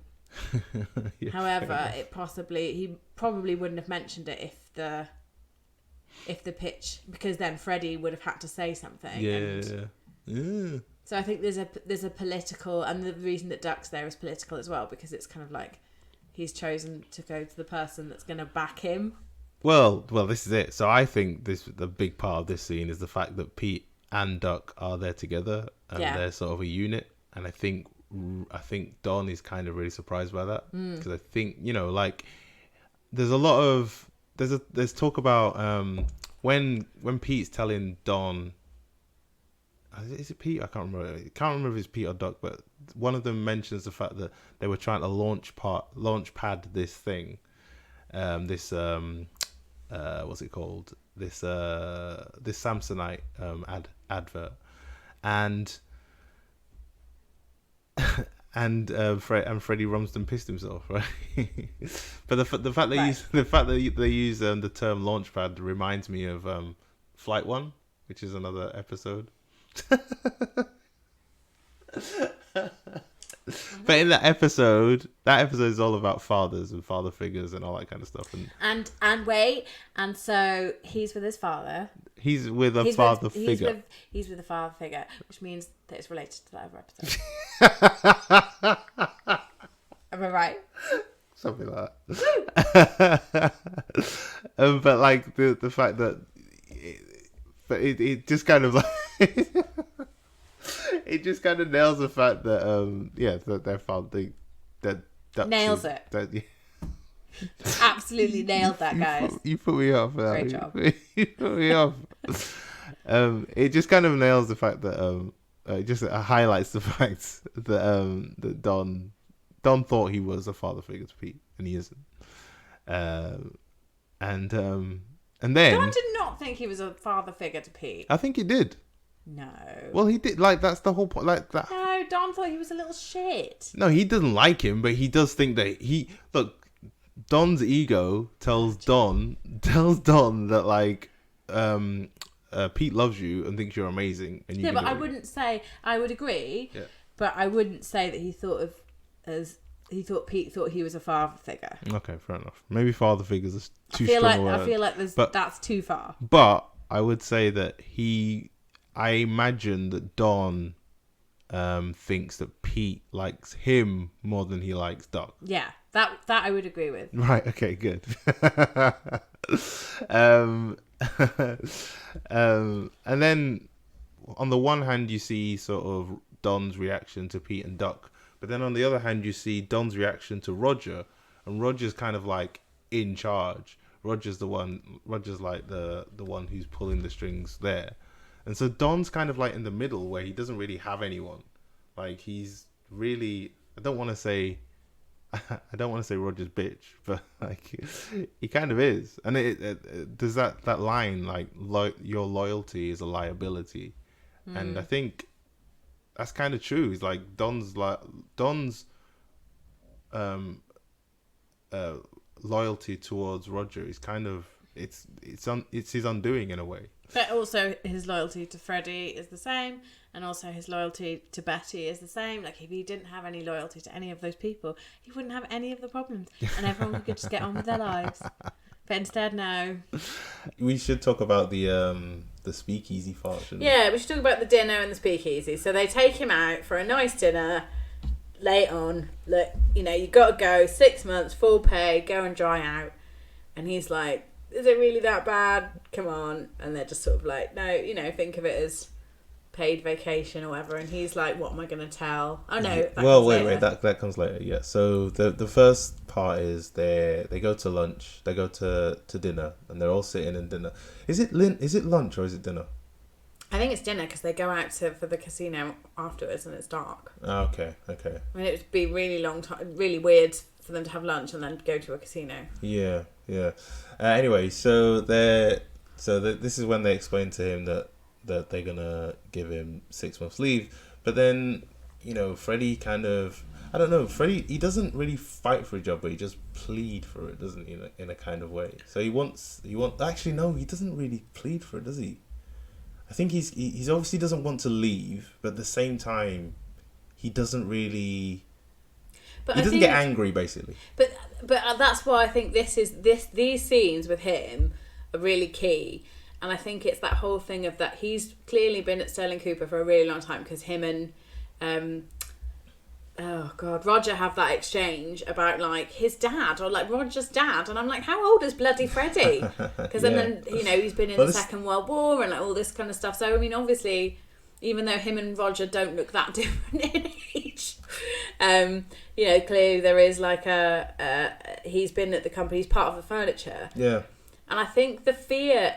He is part of the furniture. Well, the thing is, I think the thing for him is I don't think he necessarily loves his job. No. He just doesn't know who he is without it. Yeah. I think that's the thing, is it's almost that, it's exactly what Don says about Betty. It's that whole thing of like, he doesn't want to be married to Betty, but he doesn't know where he'd be without it. Oh, that's a very good point, yeah. And it's like, it's that whole thing of how we define ourselves, what's that whole thing of what's on the outside versus what's on the inside. I mean, the fact that he's drinking, yes, you mentioned maybe he's got some family issues, but maybe he's just really unhappy at work because he's not doing that's something that he wants to do anymore. Definitely, that's there as well, and the fact that he it's like what I was saying about how there are people that get to do what they want, and then there are people that follow those people that aren't doing what they want, they're just doing what the other person wants. Mm-hmm. And I think Freddie is one of those people that just kind of gets used in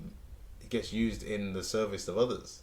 I think. Well, he's just a fade into the background character, isn't he? I mean, yes, he's liked, but we don't know a whole lot about him. No, because he's just there. He's just a person who we've seen him in a few scenes, but I couldn't, off the top of my head, I couldn't tell you any other big scenes that he's been in. There's a really cool little exchange, little story that he tells in that at that dinner, and he talks about how his dad would sort of come home with a map and say, "Let's go and live in Memphis," and he then says, "We've only been in like Springfield for 9 months. I want to stay here." And I was looking up Memphis and Springfield, and Memphis is this town or this city. I don't even know. Is it a town or a city? It's a city. So Memphis is this city that's kind of like brimming with life. There's loads of stories about it. So like all this music. It's got all this culture. It's this like individual kind of bustling place. This kind of like, you know, bursting with energy and stuff. And you know what Springfield is? No. Springfield is the name of 35 towns and cities in America. Mm-hmm. It's the reason why the Simpsons live in Springfield. Because it's such a generic name. It could be anywhere in America. It's such a generic, bland name, almost, you know, like Freddy in a way. Somebody who keeps his head down, doesn't make too much of a noise, just gets on with it, and is quiet. At the same time, he's not himself. He's not living his fullest life. He's not making a nuisance of himself, and so he's not like Pete, basically. Yeah. So all right, let's talk about the speakeasy because let's talk about that and the very tragic taxi scene. I love so I want to talk about the beginning first, like the very first of them going in the bouncer being there. Yeah, because where did they get hats from? Did they have hats on before? I don't know. And they're just all of a sudden they're dressed like gangsters, like trying to get into this like speakeasy. I'm sure there's an explanation for it, but it's called a speakeasy. Yeah, I do remember. It's because it's like illegal, isn't it? And it's underground. But the speech thing. Okay.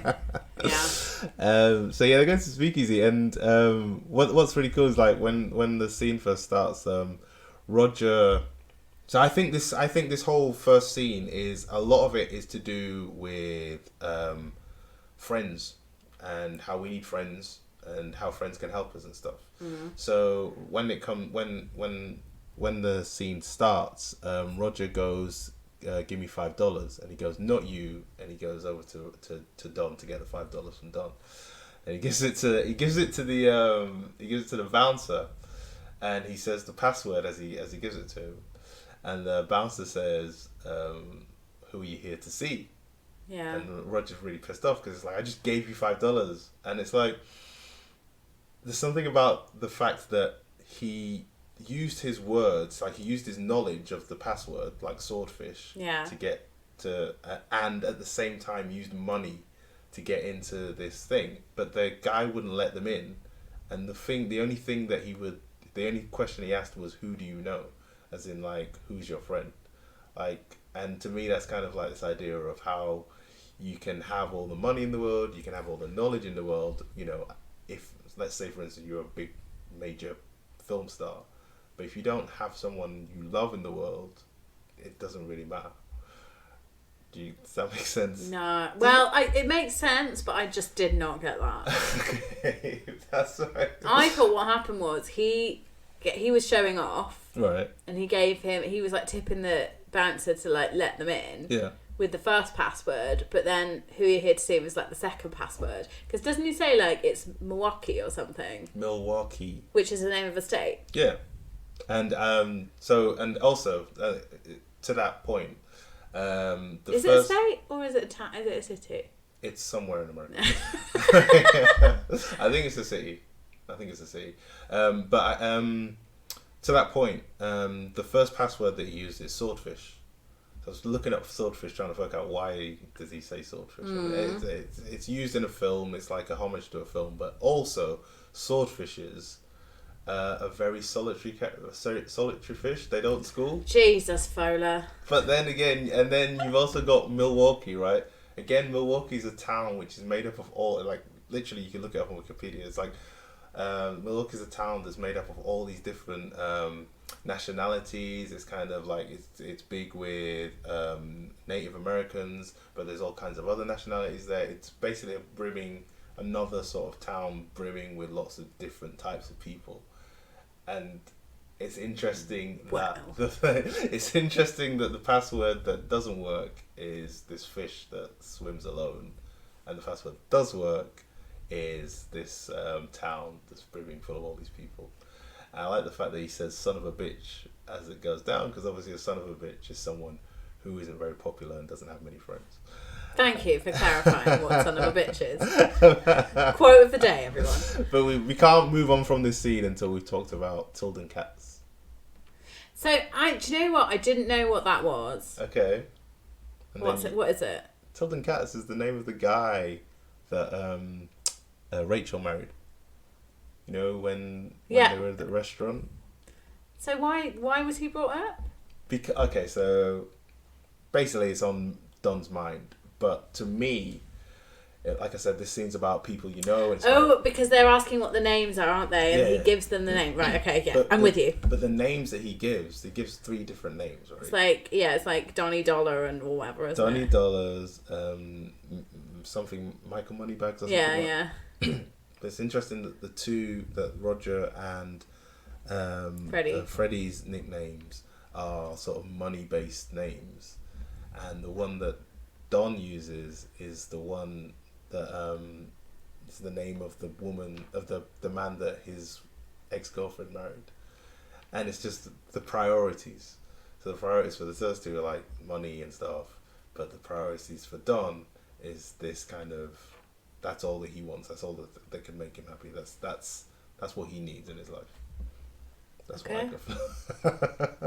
I mean, I just thought it was a funny name. But alright.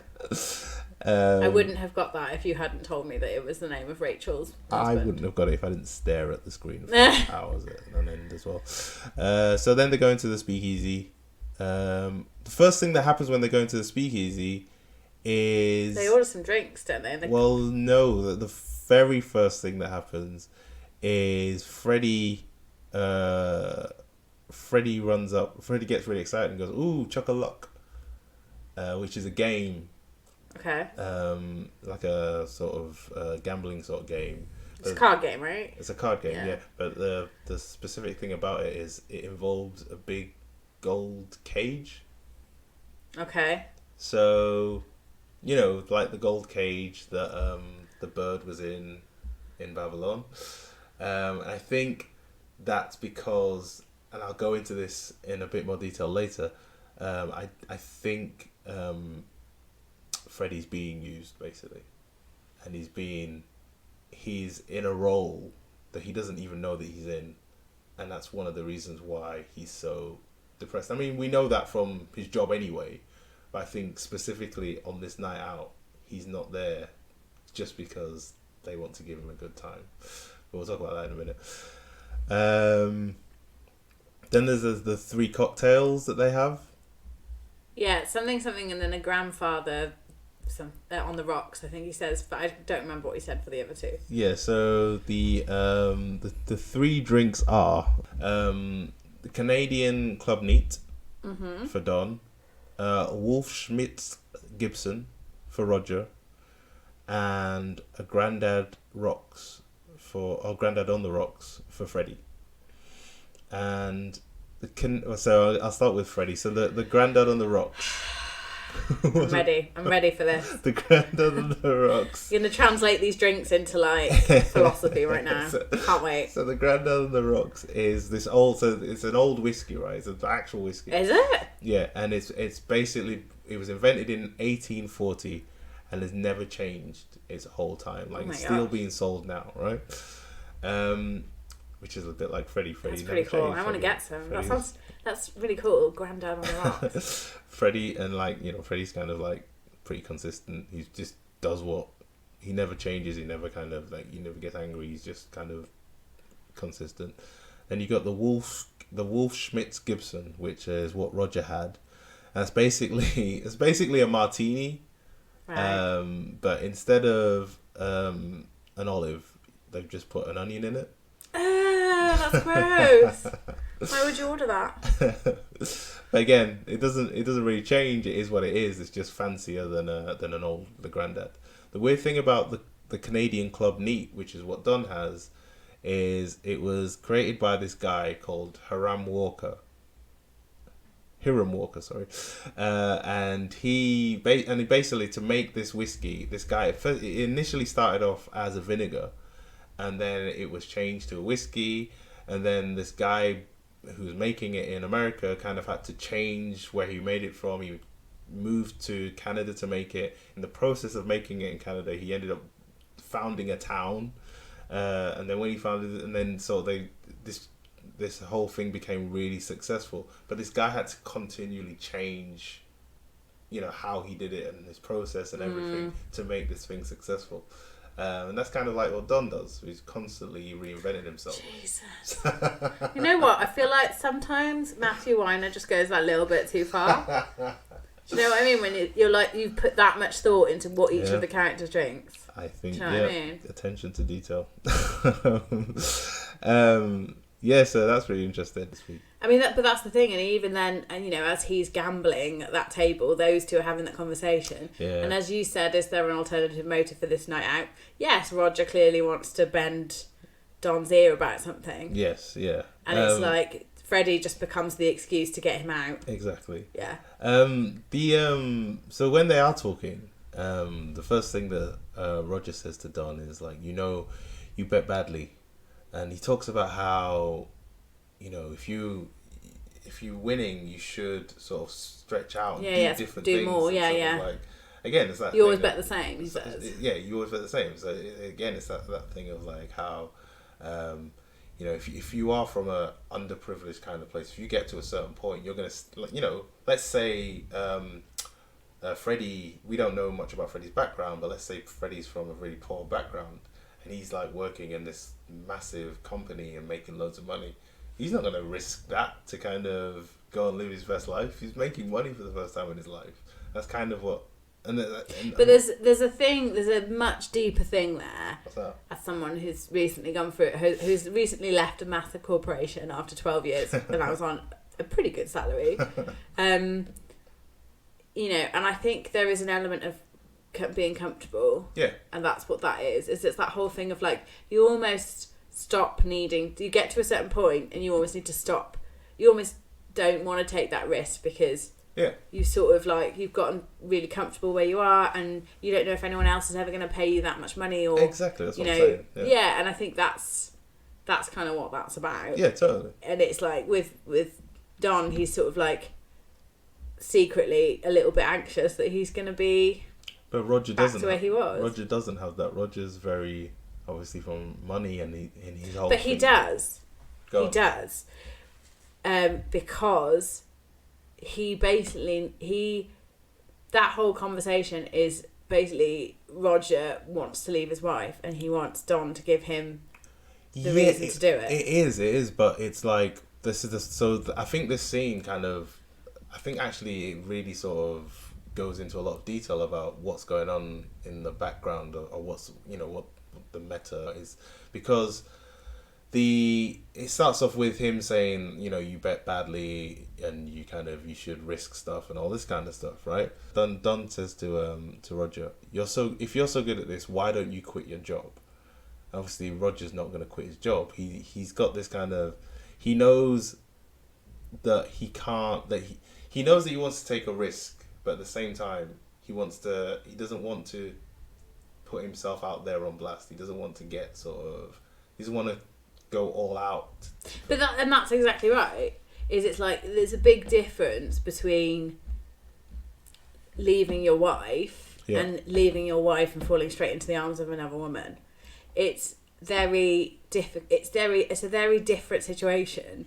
And that's why Don says, it would be, I know we're skipping forward to like the next scene, but Don says, oh, it'd be easier if I was in love because I'd have a reason. Yeah. Because our natural state is we do this for this reason and that's how things should be. And, it's kind of like, it's exactly the same as being comfortable in a job. You get comfortable in a marriage. This is how things should be. Yeah. I don't have to take a risk because I can have the best of both until it gets to the point where you get to almost like Roger's got to the point where he wants to change his life.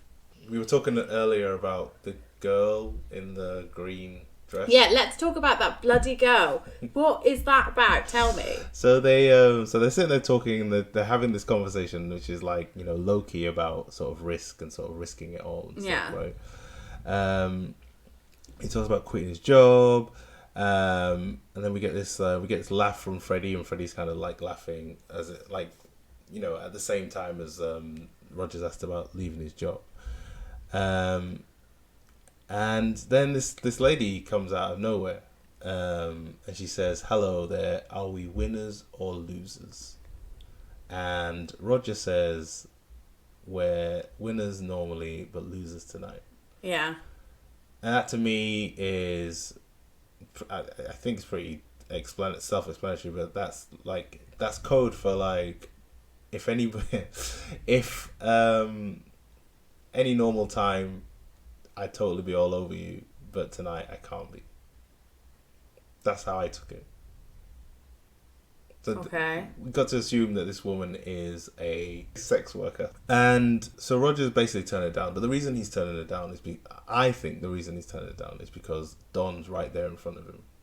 And if Don sees him with this woman, that's his business out there. It's not that Don's necessarily going to tell anyone. Go on. I don't know. I don't know. I mean, I took that, again, in the context of this relationship, to the point where we haven't had the super deep conversation in the like really messy bar that they go to next. Yeah. When they were talking about this, I thought he was actually talking about money, to be honest. Like, quite frankly, he was talking about money. He was saying, we're losers tonight, we've lost money tonight, but we win it in general. But they weren't, because he clearly won lots of money. Well, I mean, I don't focus that hard. But I don't know. And I feel like there's losing Freddie as well, losing, you know.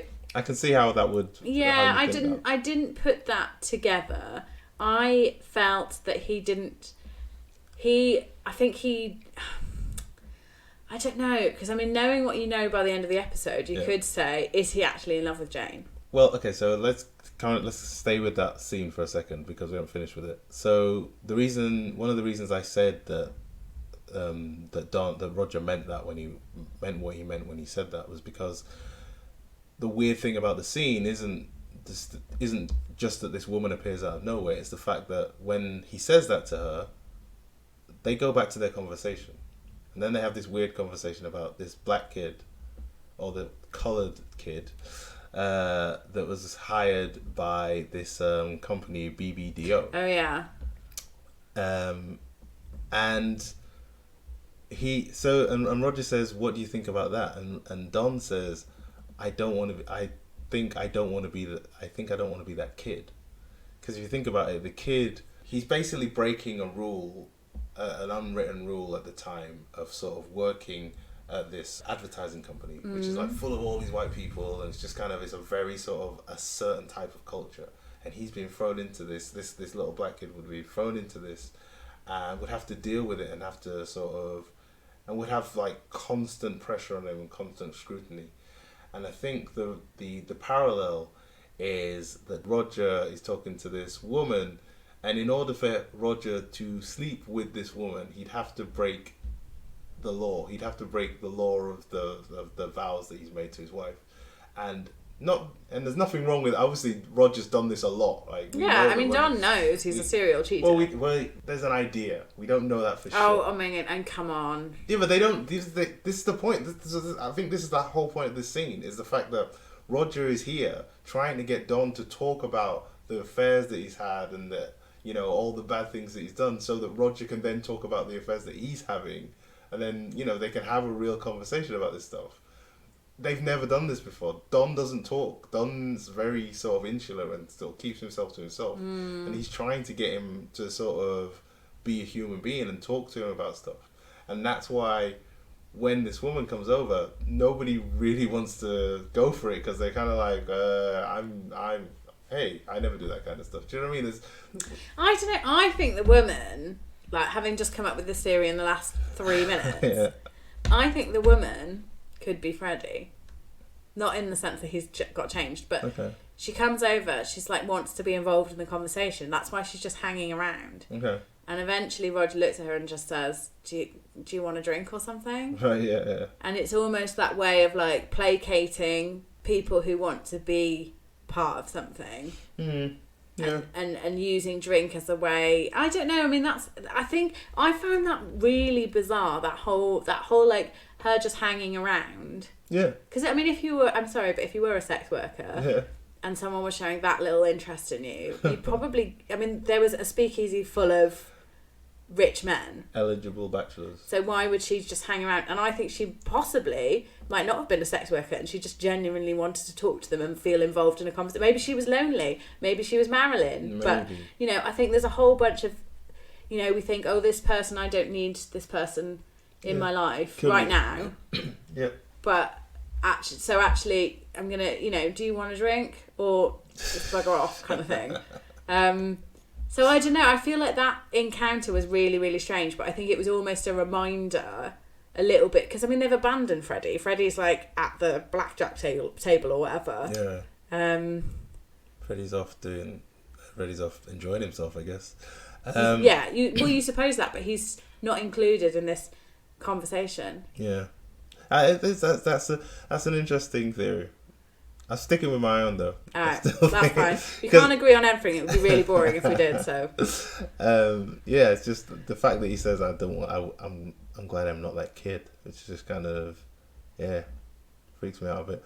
I really like this when Don sees Jimmy at the table. And he goes down, and Jimmy says to him, "Oh, it's the man in the grey flannel shirt, or the grey flannel suit, right?" And the man in the grey flannel suit is a book that came out in the 50s, I think. And what's interesting about it is it involves this guy in a grey flannel suit.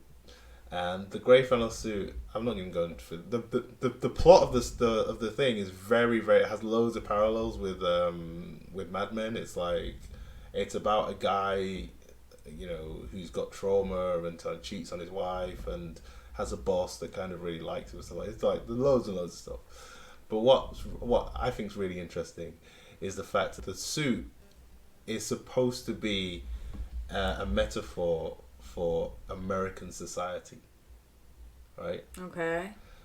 And you know, I was talking about how I'm in this episode. I've said like one of the things for me is this idea that you sort of die, you sort of lose everything and you sort of gain it back and you lose everything, and it's like this ongoing revolution of sort of like, you know, building yourself up and knocking yourself down and stuff. So keeping in mind that the suit is American sort of society, and then we've got Jimmy who's got everything he wants.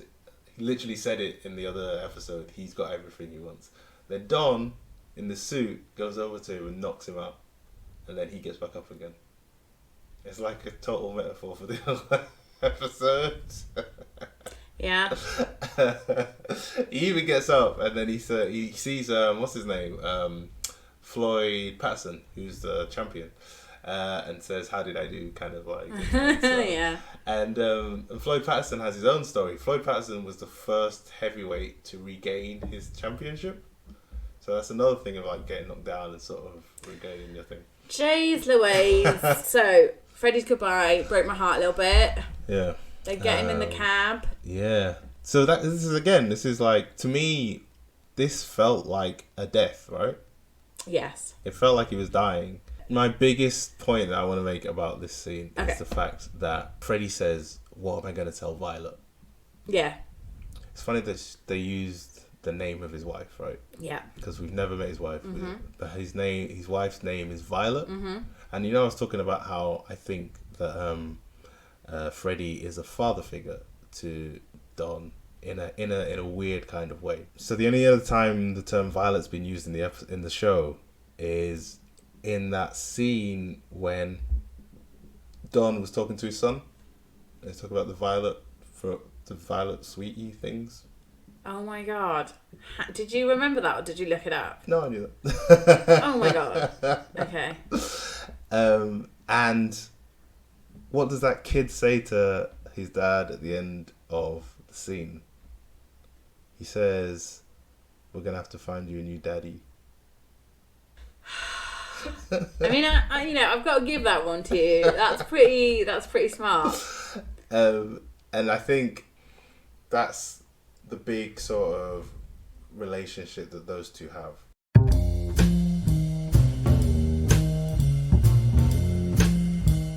And that, ladies and gentlemen, was where the whole thing fell apart and the audio corrupted, and I lost an hour's worth of work, like an hour of good stuff as well.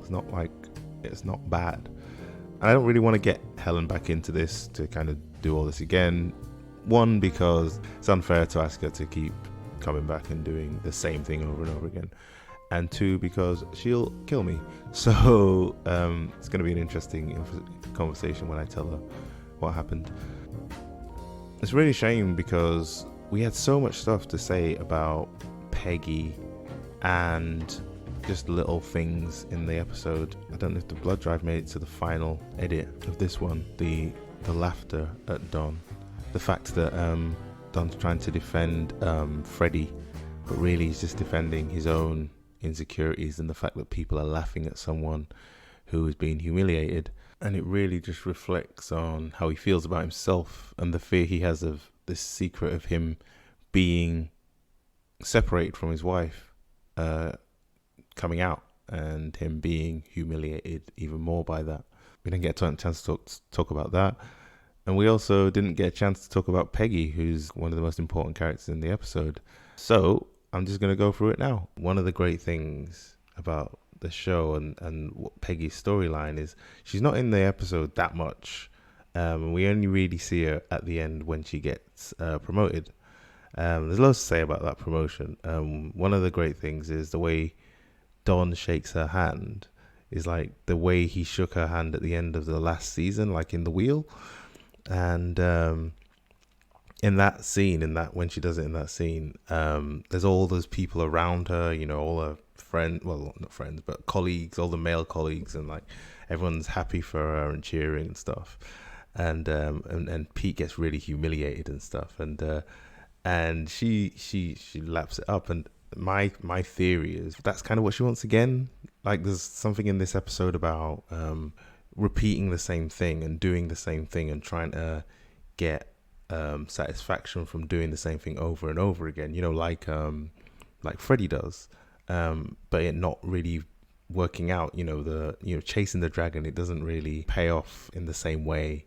It's diminishing returns is what I'm looking for. Yeah, I really think the end of the episode as well, specifically with Peggy's story, is really about empathy and how empathy goes up against ego, and how the two kind of are at odds with each other, really. I know I was talking to Helen about men and their feminine sides, and at the beginning of this episode we see Peggy being pretty cold-hearted compared to the other women in the office, to the death of Marilyn Monroe.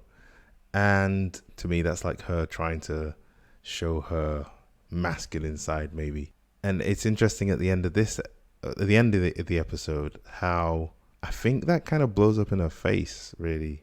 It doesn't quite go the way she wanted it to. When she gets the job and she shakes Don's hand, she storms out of Don's office and goes on the warpath looking for Pete and barges into his office. I was talking to Helen about the episode Nixon versus Kennedy, how at the end of that episode there's a lot of characters bursting into other people's offices. So, and obviously in that episode there's the line that Cooper says that a man is whatever room he's standing in.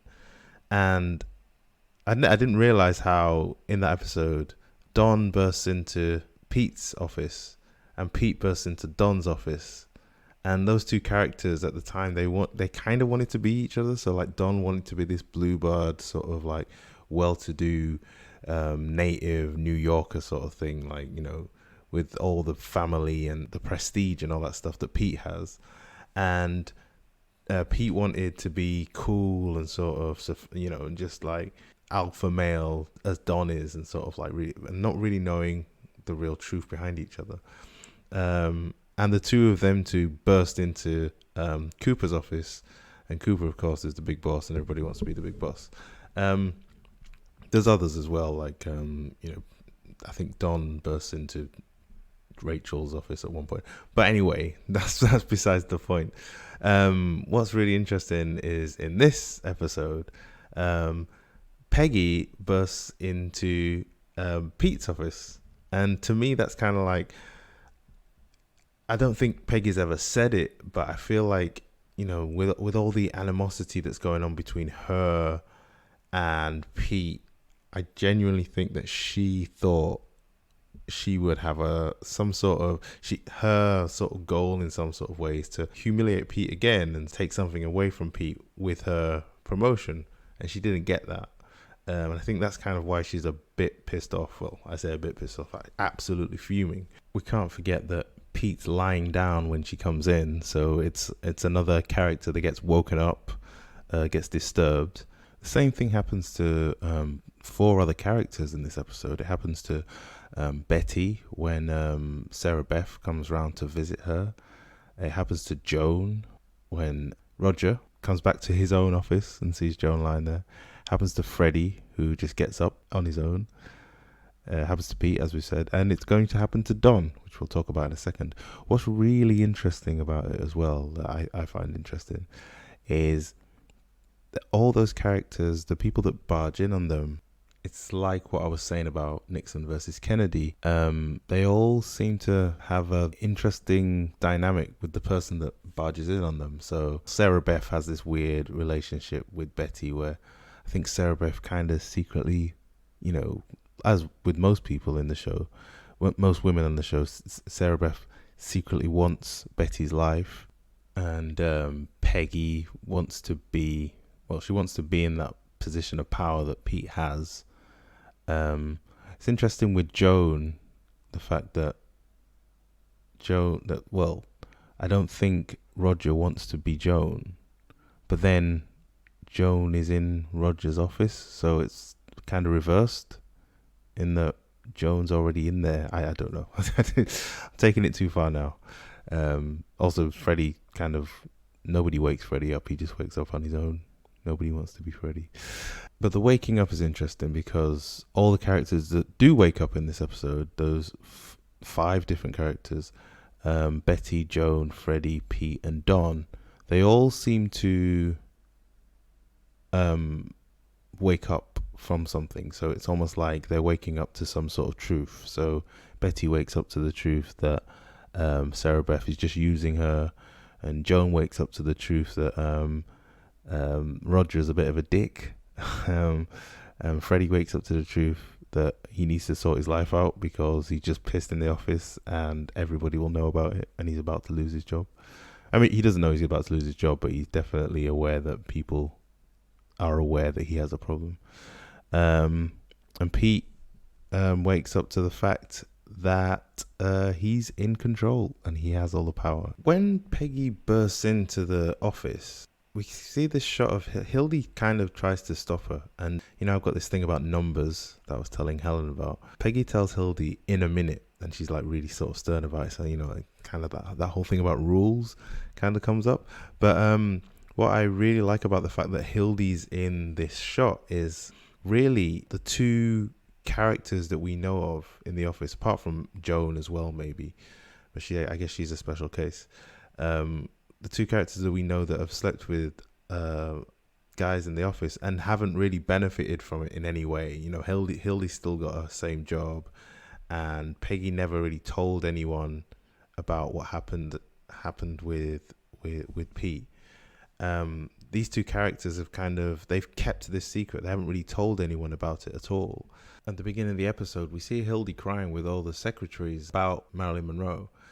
And Hildy's saying, I never even take headache tablets when I've got a headache. And to me, it kind of illustrates how Hildy and people like Hildy and like even Peggy to a degree are quite not happy, but they're the kind of characters that won't try and relieve the pain if something's gone wrong. And I think the big thing in this episode is the fact that relieving pain, excitation in other words, is the way to do that is through speech, is through talking, is through getting stuff out there and telling people stuff. And if you hold it in, it'll come out in other ways, like, I don't know, pissing your pants or punching someone in the face in a bar, or sort of trying to ruin your friends' lives because you can't deal with their emotional problems and you want to you just want to destroy things for them. I think that's what Peggy's coming to terms with now in this scene, because on the flip side, we've got Pete, who is quite happy to talk and tell everybody everything and tell on Freddie and be disgusted and use his full speech and get stuff out there. And because of that, because of the way, you know, the corporate business works, the whole empathy thing and sort of keeping secrets and looking after and well, thinking you're looking after people, I guess. And, you know, the softly approach doesn't work. I don't think it works in general, really. I think, you know, you kind of have to be quite honest with people. Obviously, it'll hurt in the short term, but in the long term, I think everyone benefits from a little bit of honesty. Because we see like Pete is now basically in a lot of control because he's managed to get Peggy this job. And I don't know if anyone else has noticed it, but in this show, especially this episode, there's a lot of people touching other people's arms and elbows and stuff. And I think it started way back in like maybe even Ladies' Room or something, where a dominant character will touch a submissive character on the arm, and it kind of signifies that, you know, the dominant character is in control. And at the end of this scene, Pete kind of puts his arm on Peggy's shoulder. It also happens when Roger punches Don in the arm earlier on in the episode, and I think it might happen in other places as well. Oh, it happens when Don puts his arm on Freddy when he's saying goodbye to him.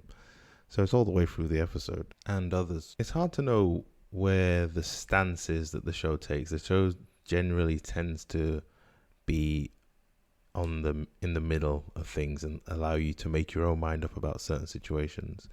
But I think when it comes to, I don't know, toughness in the office or kind of honesty, I guess is probably the thing. Oh no, actually no, toughness. Let's go with toughness.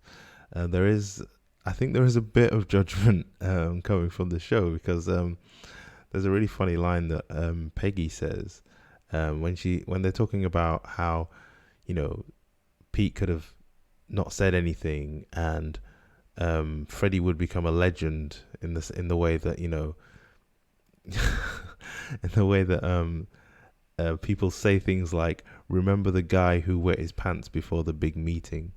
And that's obviously no person has ever been considered a legend because they wet their pants before every meeting. Having said all that, I think the coolest thing about this scene for me is, well, it relates back to Peggy getting the promotion.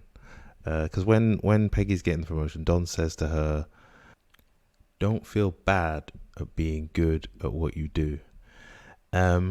Which seems kind of like self-explanatory.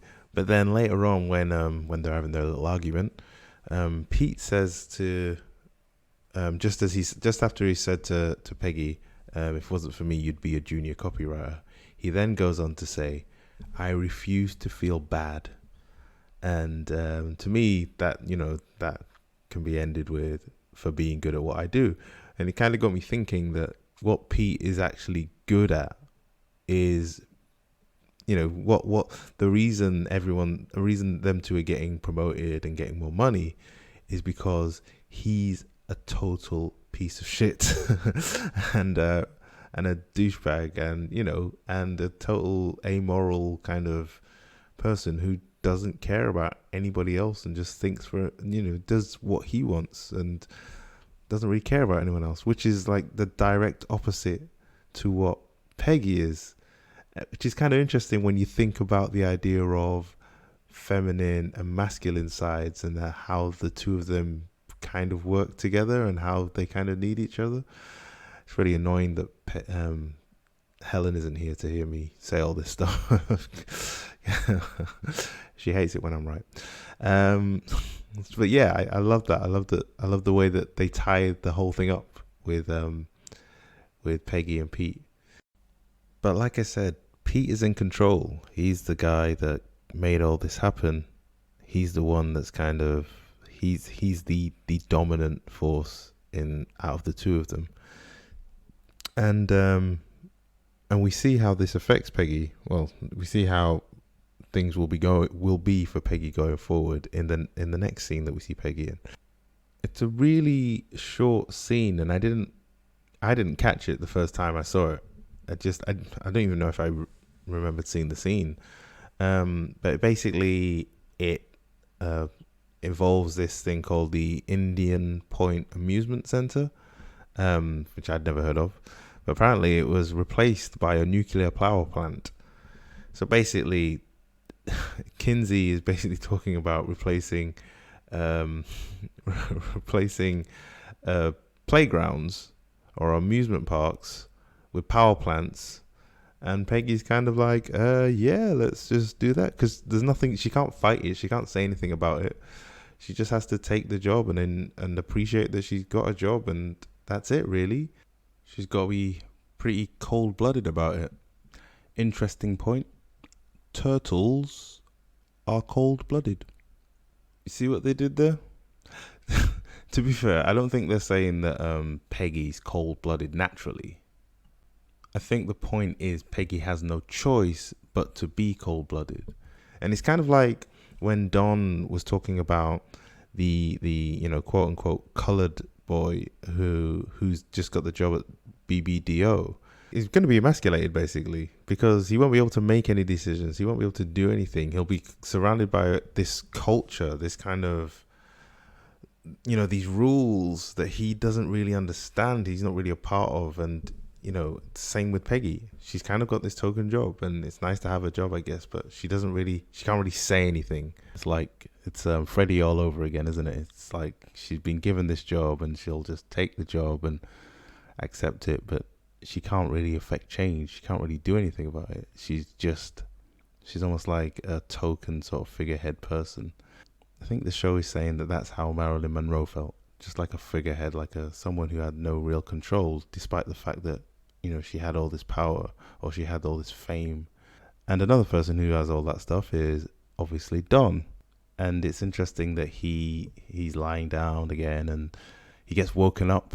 The fact that there's like 5 people that get woken up in this show. So, and I think there's the 5 sort of main characters in the episode.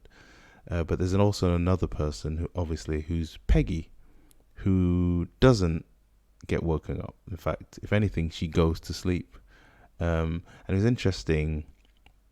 I was trying to work out what the title means, other than 6 months leave, which is kind of like a break, taking a break and sort of like all that entails. But to me, the idea of a 6, there's like the 6 characters here, and I think the actual title of the episode is 6 month leave, as in 6 month singular leave. And I think it might be a pun on the term 6 must leave. I don't know, but that's just me. Anyway, back to Don. So Don wakes up. He gets woken up by Mona, and Mona's really angry. And despite the fact that there's a lot of references to speech in this final scene, what really stands out to me is the fact that we get a reference to Roger's feminine side through Mona talking about Margaret.